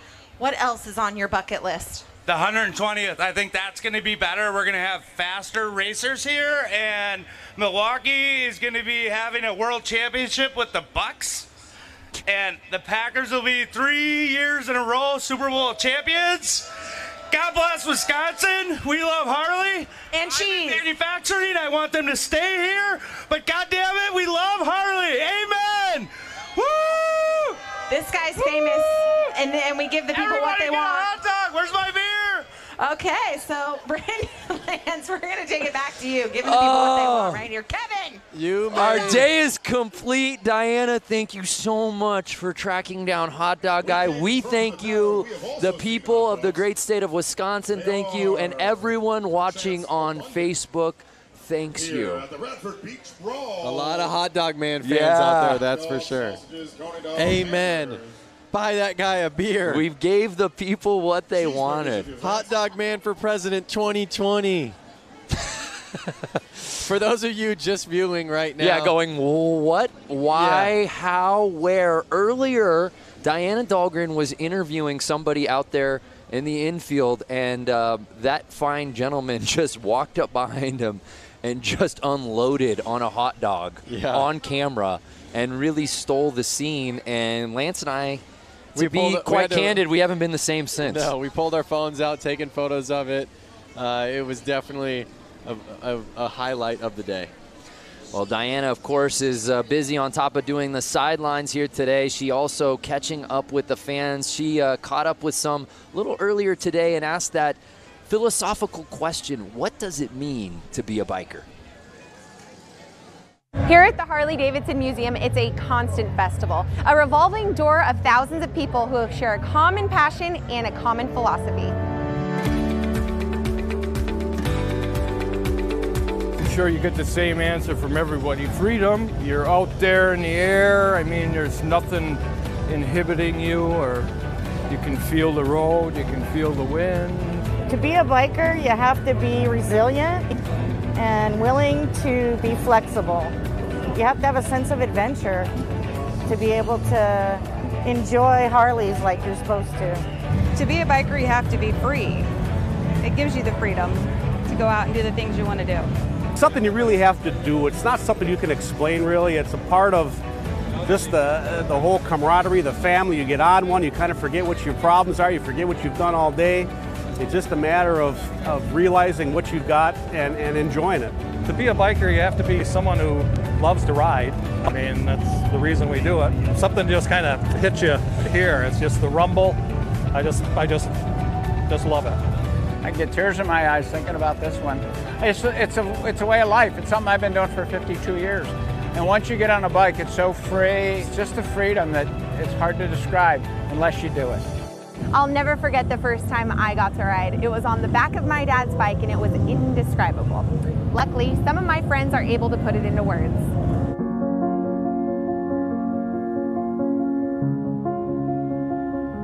I started riding when I was very young. I had two older brothers that rode, put me on a bike when I was very young, pushed me and said go, didn't tell me how to stop, nothing.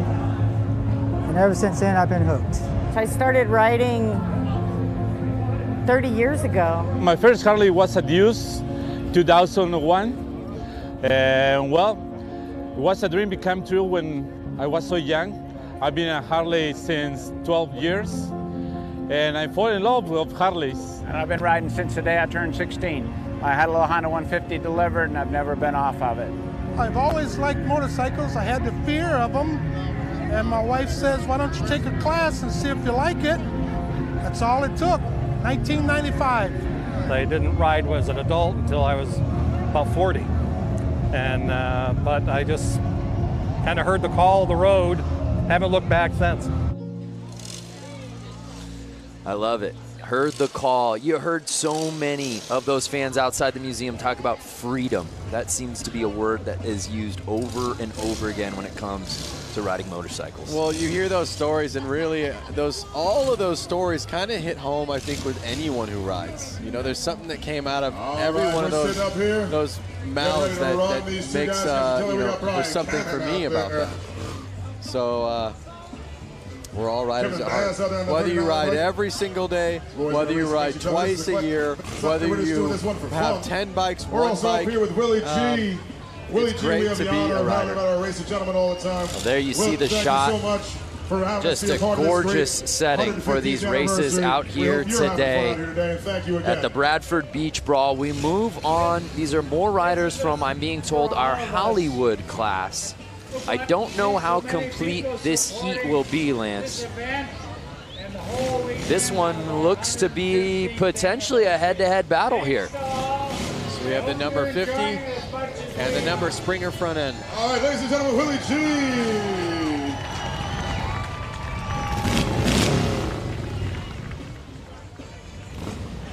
So that 50 bike has had no problem with this course out here today.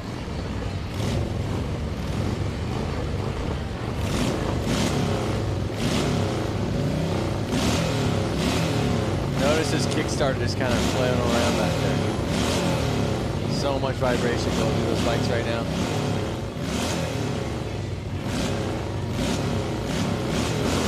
And they're off.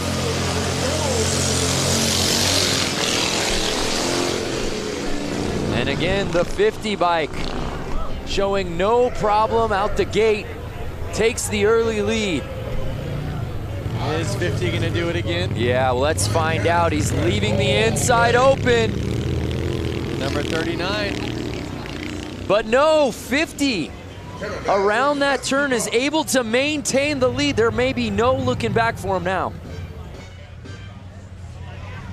The Hollywood 80 exhibition race. They're gonna roost him.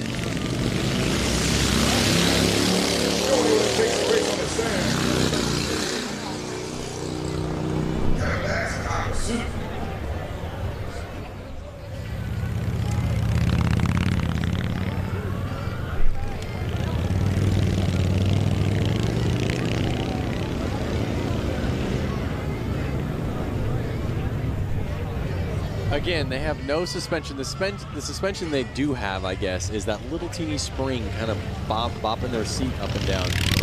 And to no one's surprise, it's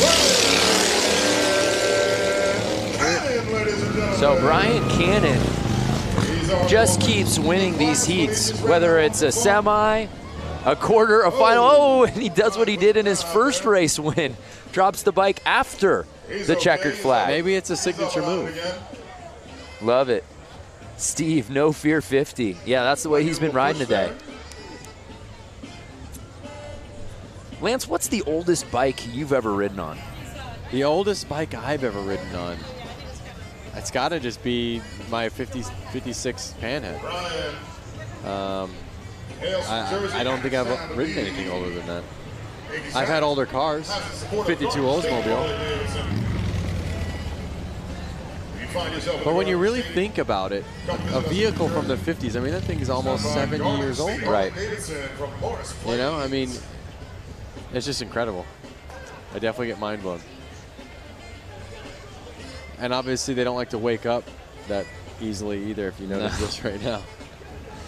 I think she gave him all she could today.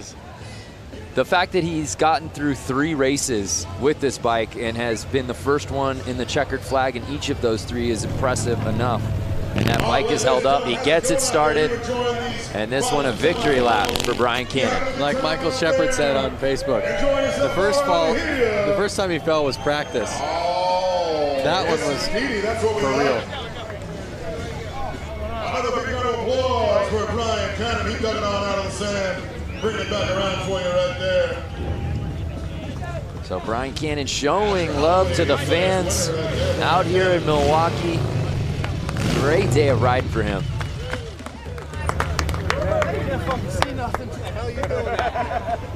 I was trying to go real fast into the turn and then break the downshift.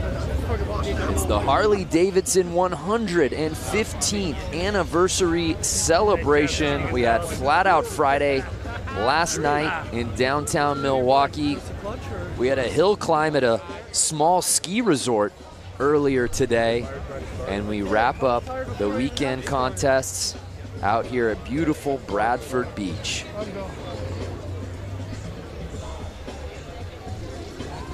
no bad seat in this house because, well, Lance, we're at the beach. That's right. Weather's nice. Beautiful sky. Sun slowly setting. Ooh, Daryl Jewell, first bike was a 1960 Triumph Cub.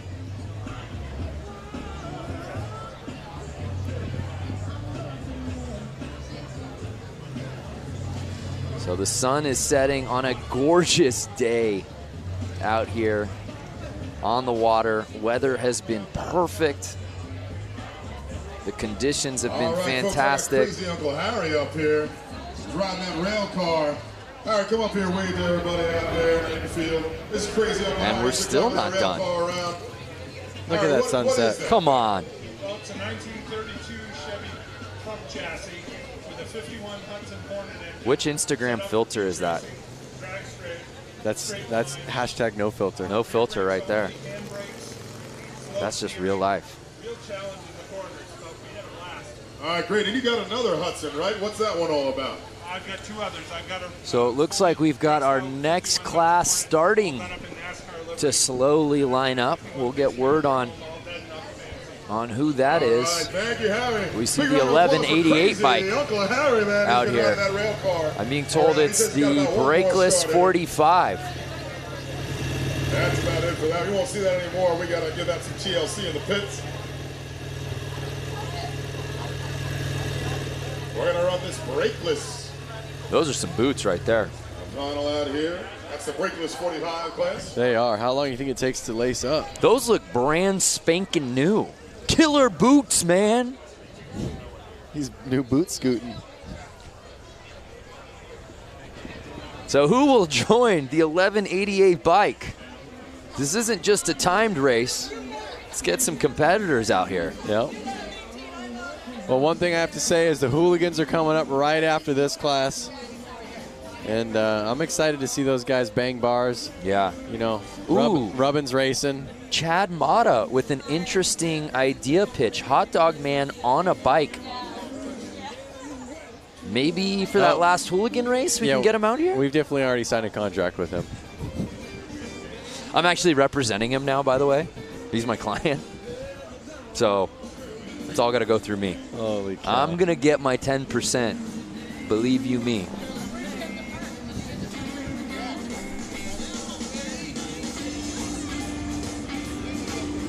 I know you come out here quite a bit for various things, being an ambassador as you have been for Harley-Davidson for a long time.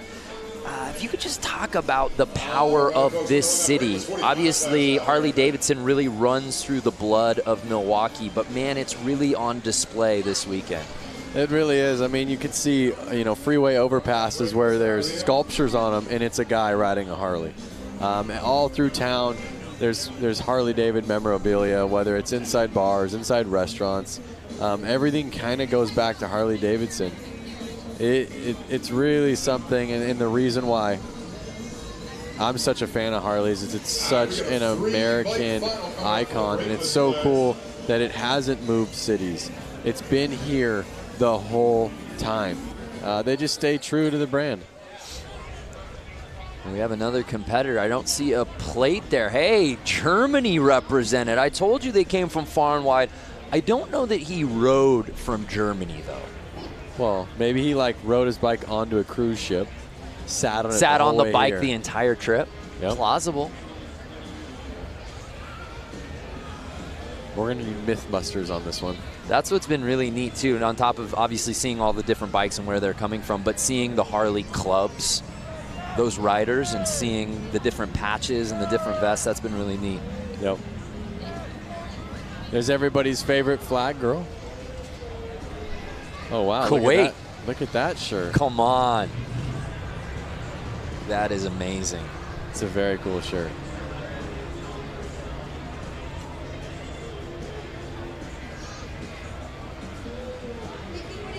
Charleston, South Carolina represent. And as we're taking a tour of different fans watching here in attendance from different places, again, let's reset the question on Facebook. Where are you people watching from? Hey, Sturgis, you were just there. I was just there at the 2018 78th, just like that Did guy's you shirt. get that frayed sleeveless shirt? while you were there? I did not. That's your look, though. Or you only do that with the jean shorts. Yeah. You don't do that with the tops. The jorts. That's right. The jorts. Yeah. Coleman Warner, CCR, playing in the background. That's right. Very astute. Well, let's head down to Diana Dahlgren. Diana, what's the vibe like down there right now? I am standing here with a hooligan, Benny Carlson, and you know what? We know him because, put your arms out. We got to show, there we go. We know him because this flair that he always has coming off of all of his jerseys. Very well known. We've seen you at X Games, avid flat track for hooligans. Talk about your experience. It's been good. You know, we started doing it on a road race bike, actually, and then we finally built a Sportster this year. So this is our first full season riding the Hooligan Series. So we've been doing quite a bit. Went to Sturgis. We had good results out there, and we're having a lot of fun out here.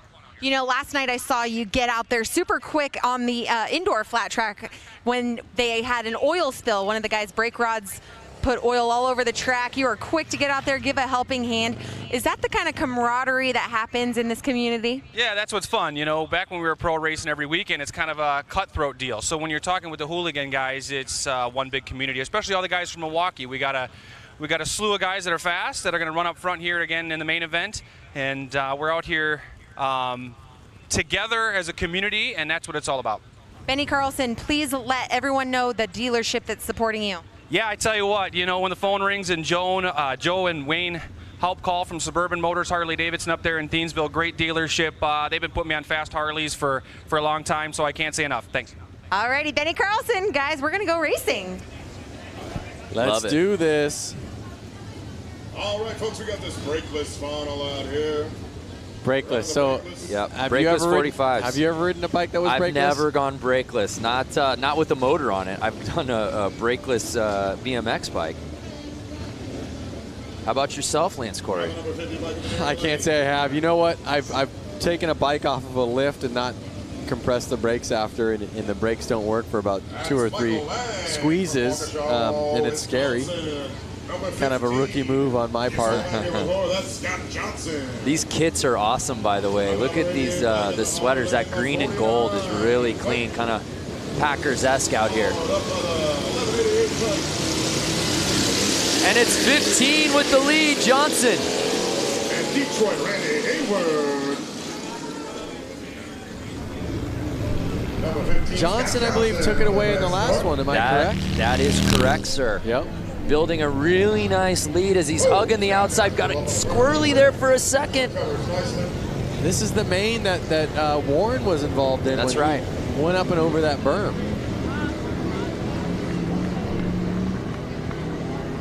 There you go. And right now, Johnson just building that lead as he hugs that outside wall. I was just going to say, notice how Johnson's almost kind of riding the berm. Listen to his bike rip by.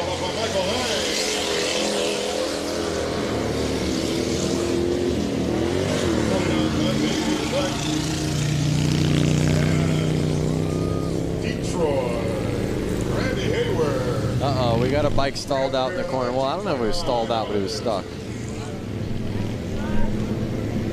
There he is. Yeah, 1188. What's going on with his bike? In the new boots. New boot scoot. Notice some of these guys like himself, they're not wearing glasses, goggles. I mean, you get one roost. Yeah, these are brave men. I mean, we're talking about sand here. Look at that, riding the berm. Yeah, Johnson just leaving no doubt about it. Whoa. Oh no! Just as I say that, he makes things interesting, but he's built such a lead, Lance. Don't speak too soon. Awesome shot on the straightaway there.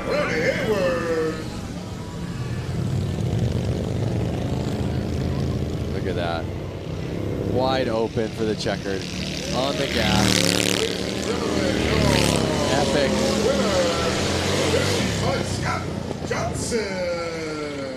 So Scott Johnson takes the checkered here in the brakeless 45 class. Yep. And he went out front. He owned that race. Yeah, there was no doubt. Got the whole shot. Rode outside early, and then there was no looking back. Let's take another look right out the gate. Just so much control right from the start. He had it in his eyes. He had it in his brain. I'm going to be the first one in corner one. I'm going to rail these corners, and I'm going to take home this checkered flag. Scott is a local, so, you know, did he sleep in his own bed tonight? Was he the most comfortable? Was he secretly training on these beaches? Big round of applause for Randy, everybody. Detroit. Yes. Nearly a 90-year-old bike. Yeah, just incredible. 1929. So awesome. So Scott Johnson, he did make it interesting a little late, but again, just had such a sizable lead. No one could catch him.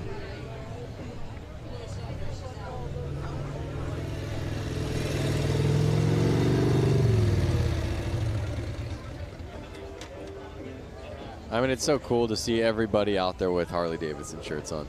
You know, I mean, it just shows you that Harley means that much to them. Yeah. You know, it's like all of these people out there, they have any shirt that they can wear, any shirt they want to wear. They want to wear a Harley-Davidson shirt.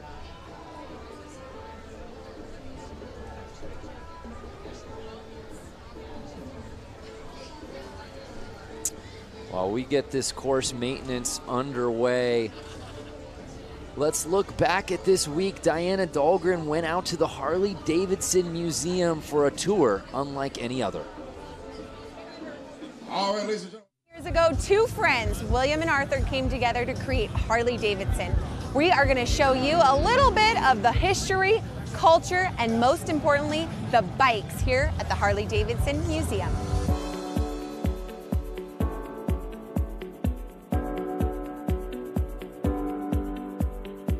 Behind us is the bike that started it all. Yep. Which is gorgeous. The oldest Harley-Davidson in existence. Both Bill Harley and Arthur Davidson were really avid bicyclists, and Bill Harley actually worked for a bicycle company here in Milwaukee, and their first project was to build a motor to literally put in a bicycle. You can see how they kind of shaped the frame so that it would embrace the engine, and that kind of set the standard for what we still do now. Can I write it out of here? Well, first of all, you'd have to guess it out. This is actually dated July 20th, 1901. This is original. So this is the original drawing from Bill Harley And for, where did you recover? for How a did bicycle. you recover this? The Harley family saved it. They had the foresight to save stuff from almost the very beginning. Over there is the book from 1907 when they incorporated, and they actually began a program of saving at least one bike new right off the line in 1915. Wow. And we do that to the present. When we were back there, you know, you look and this looks like a whole motorcycle. Right. And as you walk in, Wow, I didn't even notice that till now.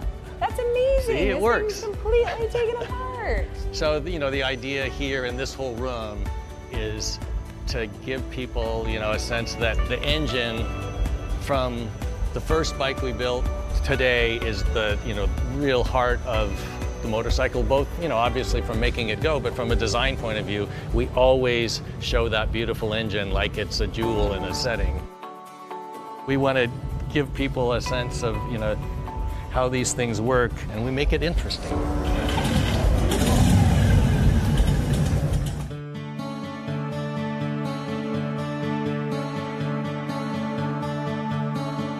By 1920, we were the largest motorcycle company in the world and sold over 28,000.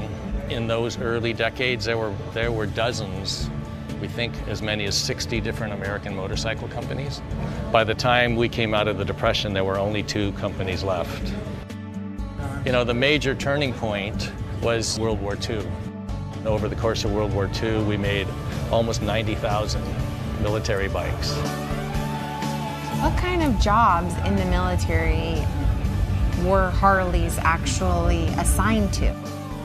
They were mostly, they called them dispatch riders. Okay. So they were taking messages from one place to another. Our story weaves in and out of the story of American history.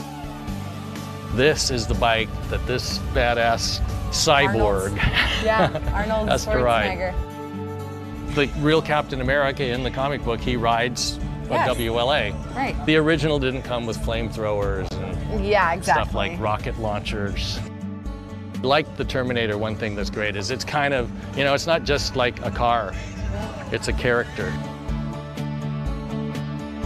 So Jim, we've walked around. There's a lot of stuff in this museum. Yeah. When you think about motorcycling, it's not just the bike, it's the black leather jacket, all the uniforms, and then all the things that people do to add to their bike. So we've got, you know, just an incredible array of things to help tell the story. What do you hope each person that sets foot through this door gets? If you come into this place and you're a Harley-Davidson enthusiast, we're gonna stoke that passion further.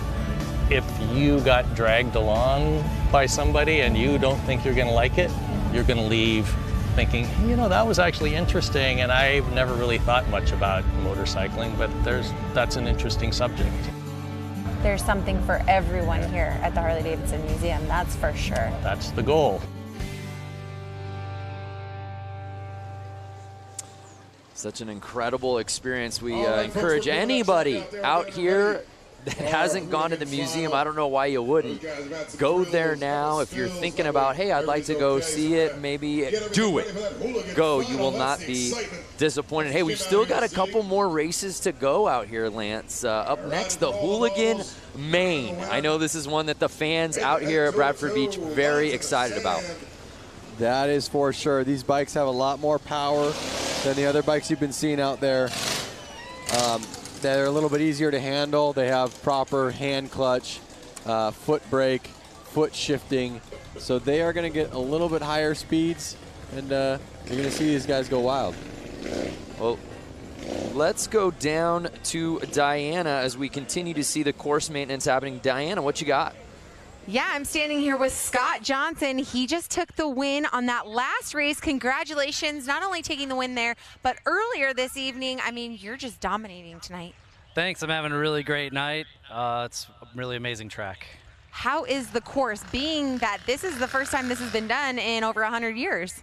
It's awesome. I mean, you couldn't really ask for anything better. It's like riding motorcycles on the beach in an oval, flat track style. They've been doing a great job preparing the track. Everybody out here has been awesome. It's nothing couldn't be better. That's amazing. Okay, so we got to talk about your crew because they were all yelling at us as we were coming out here. Let's send them a little love. Yeah, I'd like to thank my best friend, Junior's Cycle Products, Warren Hire. He's like one set up my bike and always works on it. And my buddy Kendall, he does great paint and he's a really good mechanic. My buddy Jeremiah, who's in town to help out, and of course Harley-Davidson for throwing this amazing event. Yeah, Harley-Davidson. This is just this is epic. I mean, I hope people understand how completely epic this is. This just is blowing my mind every time I come out here and look at it, and that's happened 20 times today. So. That's right, completely epic. Doesn't even describe how amazing this experience is to be on Bradford Beach. I mean, like I said, over 100 years since the last race was contended here. So guys, we're gonna get ready for the Hooligan as soon as they get done doing this track. Are you ready to race? Yeah, absolutely. Scott Johnson. All right. Scott Johnson, by the way, if I'm giving out an MVP award out here for the Beach Brawl, I think it's Scott Johnson. He's had himself a day. Yep, and look at it. He's just like calm and collective over there. Here's a crazy idea. What if instead of just, you know, softening out this course, what if the rollers there you see behind the water truck, what if those guys went head-to-head and raced this course? We had a couple people on Facebook asking for that. I have no idea what the top speed is. I feel like they're going as fast as they can go. Would it be dangerous if they accidentally went off the course? Yeah, absolutely it would be, but that's part of the appeal, I suppose. Okay. So that way there's never really a course hole. When they go racing, let me know so I can get as far away from this as I can. No, you're calling it, my friend. So if you're just joining us, hopefully you stay with us because you're in for a treat. We've still got some huge races coming up. The Hooligan Main the TROG exhibition right around the corner as we get this course ready. It's the Harley-Davidson 115th anniversary celebration. We had flat track racing indoors last night at Flat Out Friday. We had a hill climb out earlier this morning at Little Switzerland Ski Resort. And we end our night out at the beach. All right, folks, we're wrapping up the track maintenance. We're sending these boys around for the Bradford Beach Brawl. And I believe that if the viewers watching right now didn't have an opportunity to tune in live to last night's flat track racing as well as this morning's hill climb, they can actually go through Harley's Facebook, find those videos, be able to kind of watch the times that they want to watch. Ooh, that is correct, sir. Yeah, so right now we're live. If you're watching the beach, we are very much live, but you can go back and relive the great moments from the weekend. Say you're a big hill climb fan, but you missed it. You had Saturday plans. All good. Go find the video of all the races. We got a cornucopia of highlights for you to go watch. Go find the video of JJ launching his Sportster up Little Switzerland Mountain. Was that ever a run? Let's head back down to Diana. Hey guys, I'm back down here on the gorgeous beach, and I'm standing here with this very tall gentleman, Brock St. Clair. Did I get it right? St. Clair? Yeah. Yes. Okay, the only reason why I know his last name is because I thought it was the city where he was from. Anyways, long story short, we'll move on. Okay, Brock. Yes. We are here at the 115th anniversary. As you know, huge parties happening all week long. We've been together hanging out in the festivals and concerts and all these events. How has your experience been as the Freedom intern? Undescribable. I mean, it's been such a life-changing experience, and it's so much that it's really one of those things where right now there's so much happening. It's incredible, but I know that in the future, especially, I'll look back and be like, oh my God, I actually did all those insane things. But yeah, no, definitely amazing. And it's incredible to be a part of this anniversary and all the excitement involved. Let's tell everyone what the Freedom Intern Program is. Explain to everyone who's watching. Sure. So myself and 7 others were given motorcycles, given training, and we've essentially traveled the country and gone to motorcycle events, gotten invested in motorcycle culture, and captured our experiences, documented on social media, and had a really great time doing it. He forgot to mention that him and 7,400 other people in the world, 7,500 other people applied for his position. Only you and 6 other people got it from all over the world. Tell us where you started for the ride home. I started in the Northeast. I was in Boston, and I met up with the crew in York, Pennsylvania, which is where the plant is. So we got to tour, and then we rode back with the crew. They were all great. It was super fun. And go through the rest of the Freedom interns. Where did they start? Or where were they riding this summer, I should say? Okay, so Tessa and I rode out to the West Coast initially. Alex was down in the Southeast. He started in Florida and then was all about, I think he went all the way out to the West Coast too. Has done like 11,000 miles. He did the Iron Butt Challenge, actually, which is 1,000 miles in a day, which is insane. Emma's out in California.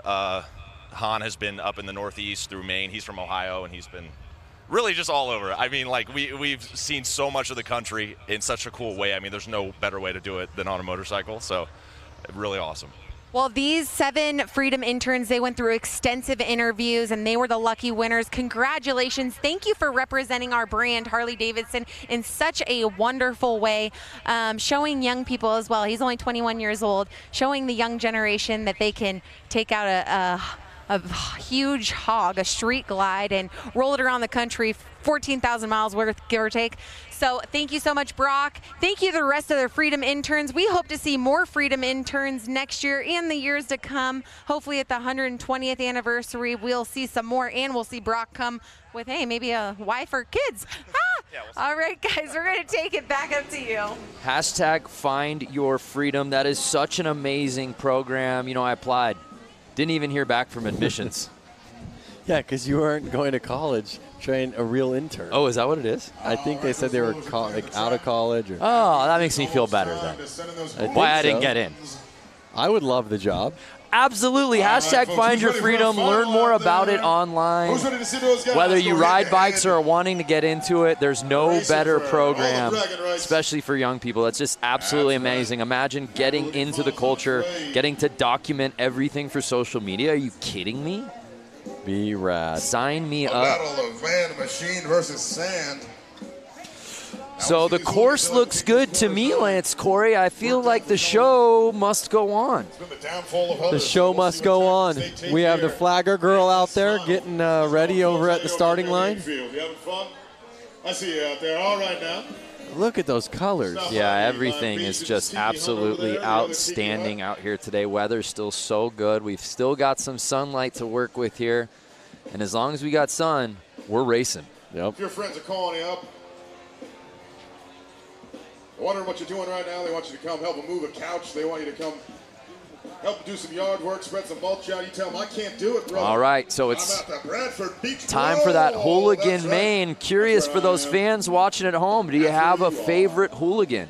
Do you belong to a hooligan club yourself? Be sure to tag Harley-Davidson, tag all that stuff, tag the racer gentlemen, hashtag Bradford Beach Brawl. Do it up, let everybody know where you're at. Make all your friends Lance, jealous. I know you being an LA-based guy, you're very close to so many of these Southern California hooligans that we've seen out here this weekend. I'm not sure if any of them really made it into the out into this one, yeah. Into the main. A lot of guys are coming out of the woodworks. A lot of good riders who, you know, are 9-to-5ers. They're out there. Yeah, they are out there. They're actually coming on the track right now. The hooligan main event is going to happen. We are seconds away. They're passing me. I'm inches away from these guys. So talented, and a lot of these guys have competed in multiple events this weekend, guys. Talk about a few of these riders and all their talent, the talent field they carry.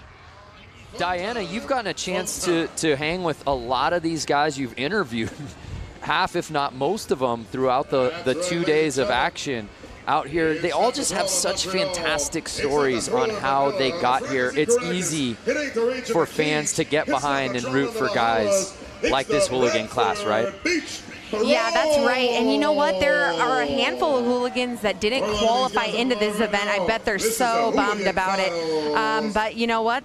Like we saw, racing is racing. JJ Flaherty going down in the shaded area, you know, with one hand off the wheel bars. Anything can happen in racing. And that's the coolest part about it, is it always a surprise. It is always a surprise. So there you see the format for tonight's main.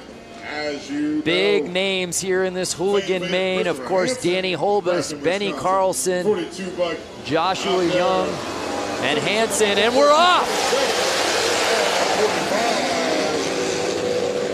And again, remember, these bikes are faster and they're easier to handle than those old bikes. We're gonna see some fast racing here. And we're seeing more of the same from Hansen. We saw it earlier in his previous heat, taking the lead, going tight on the turns, and he looks like the one to beat, Lance. It looks like he's out there in front, and he's not letting off. Looking back. But he's looking back.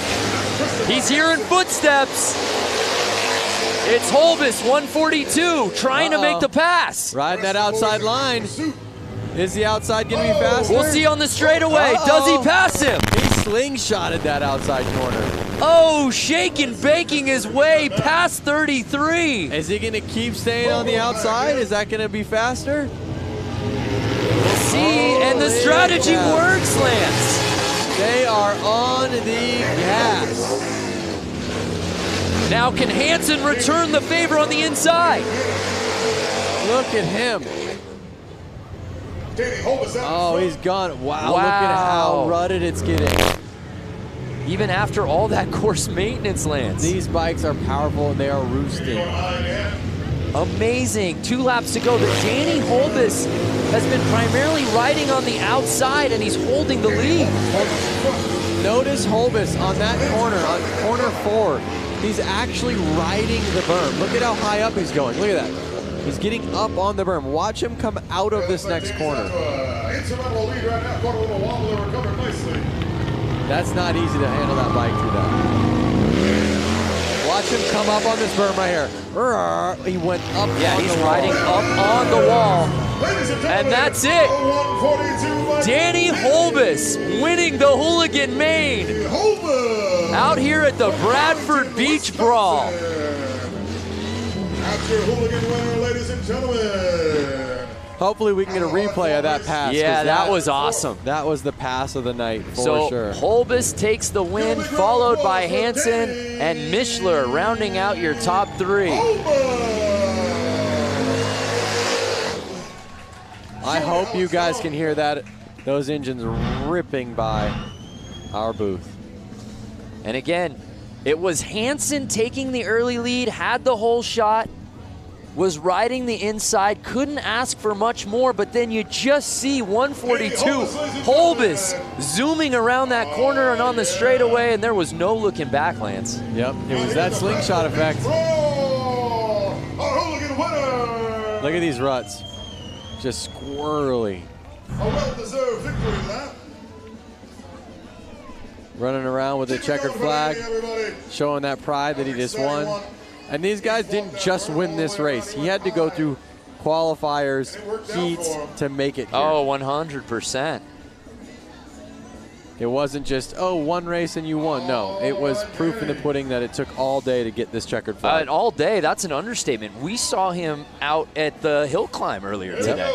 He's had a full weekend, right? Just like we've had, just like you viewers have had. And it's been awesome. So Danny Holbus taking the checkered flag here in the Hooligan Main, doing it in dramatic fashion. That's it right there, folks. That was his victory lap, winning that Hooligan class. That's exciting, ladies and gentlemen. Danny. Dan Mulder, 142, was riding the wall of death. Danny Holbus, that's right. So awesome. So a great win for Danny, a great race all the way around.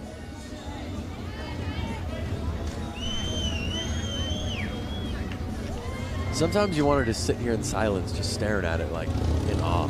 Should we just not talk for the rest of the show?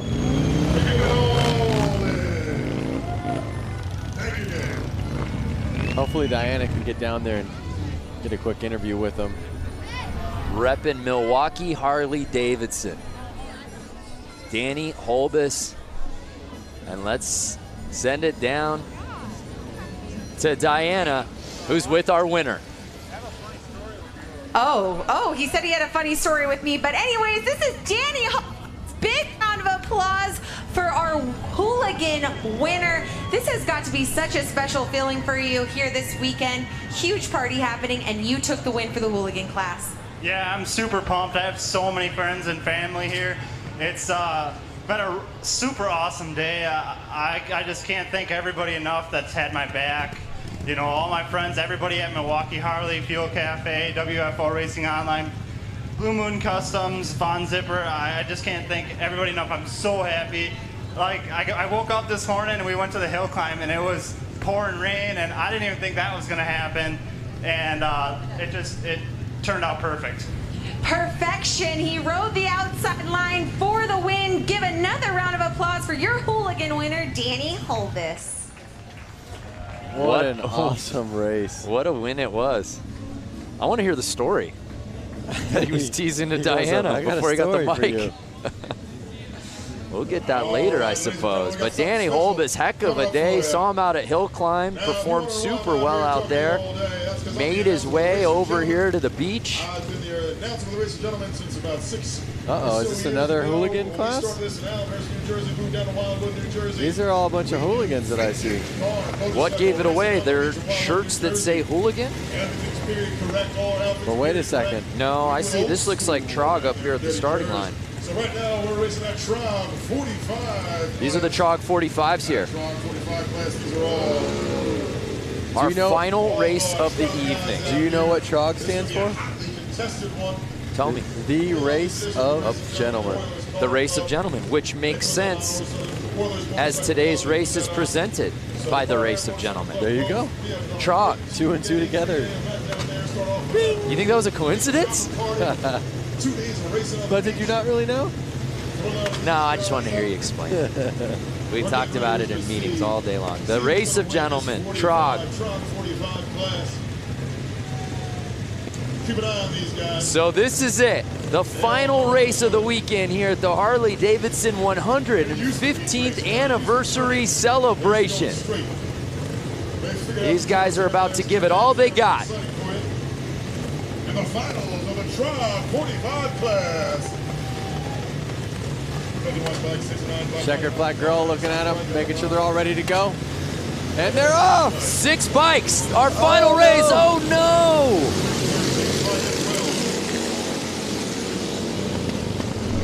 And it's 69 taking the lead early. He's to the outside, leaving the door open.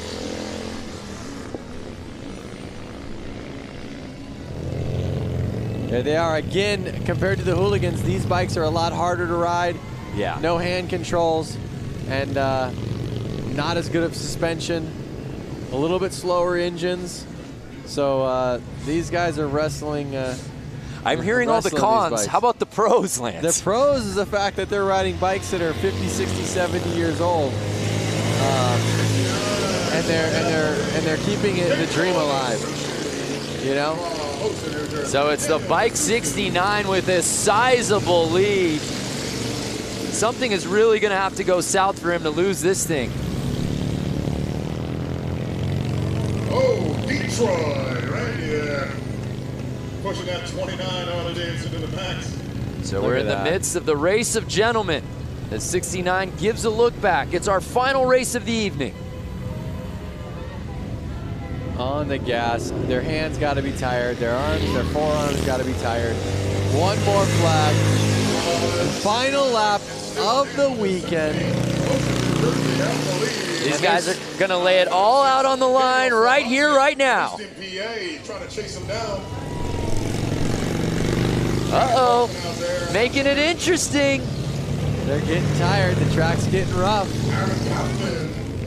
Currently in third. Can they keep it together? And Detroit, Randy Hayward. He's cruising now, Lance. Yeah, he's exhausted. You can tell these guys are beat. And there it is, the checkered flag of the night. 2018 races are in the books. 69 putting it down on the final race of the night, and the race of gentlemen officially in the books here at the Bradford Beach Brawl.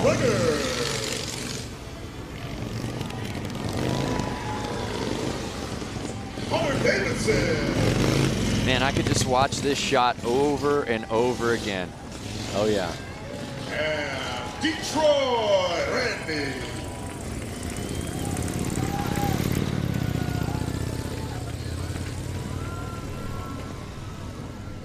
Look at that city. City of Harley-Davidson.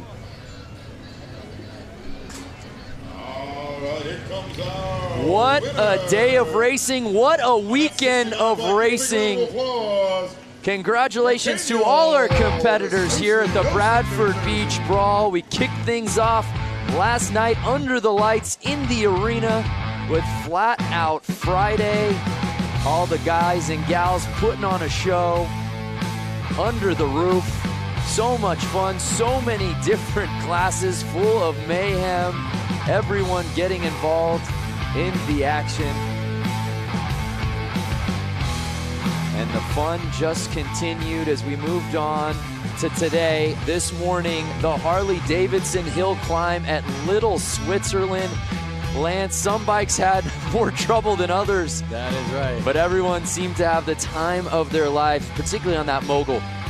Definitely, the mogul is what separated them today. Yeah, absolutely. The riders and the fans alike pushing all of the extremes, the pouring rain, and then we wrapped up our weekend of racing with all of our classes out here for the Bradford Beach Brawl presented by the Race of Gentlemen. It seemed like every class had a little bit of everything. It's been awesome. What a weekend of racing. Thanks so much for watching the 115th anniversary Harley-Davidson celebration.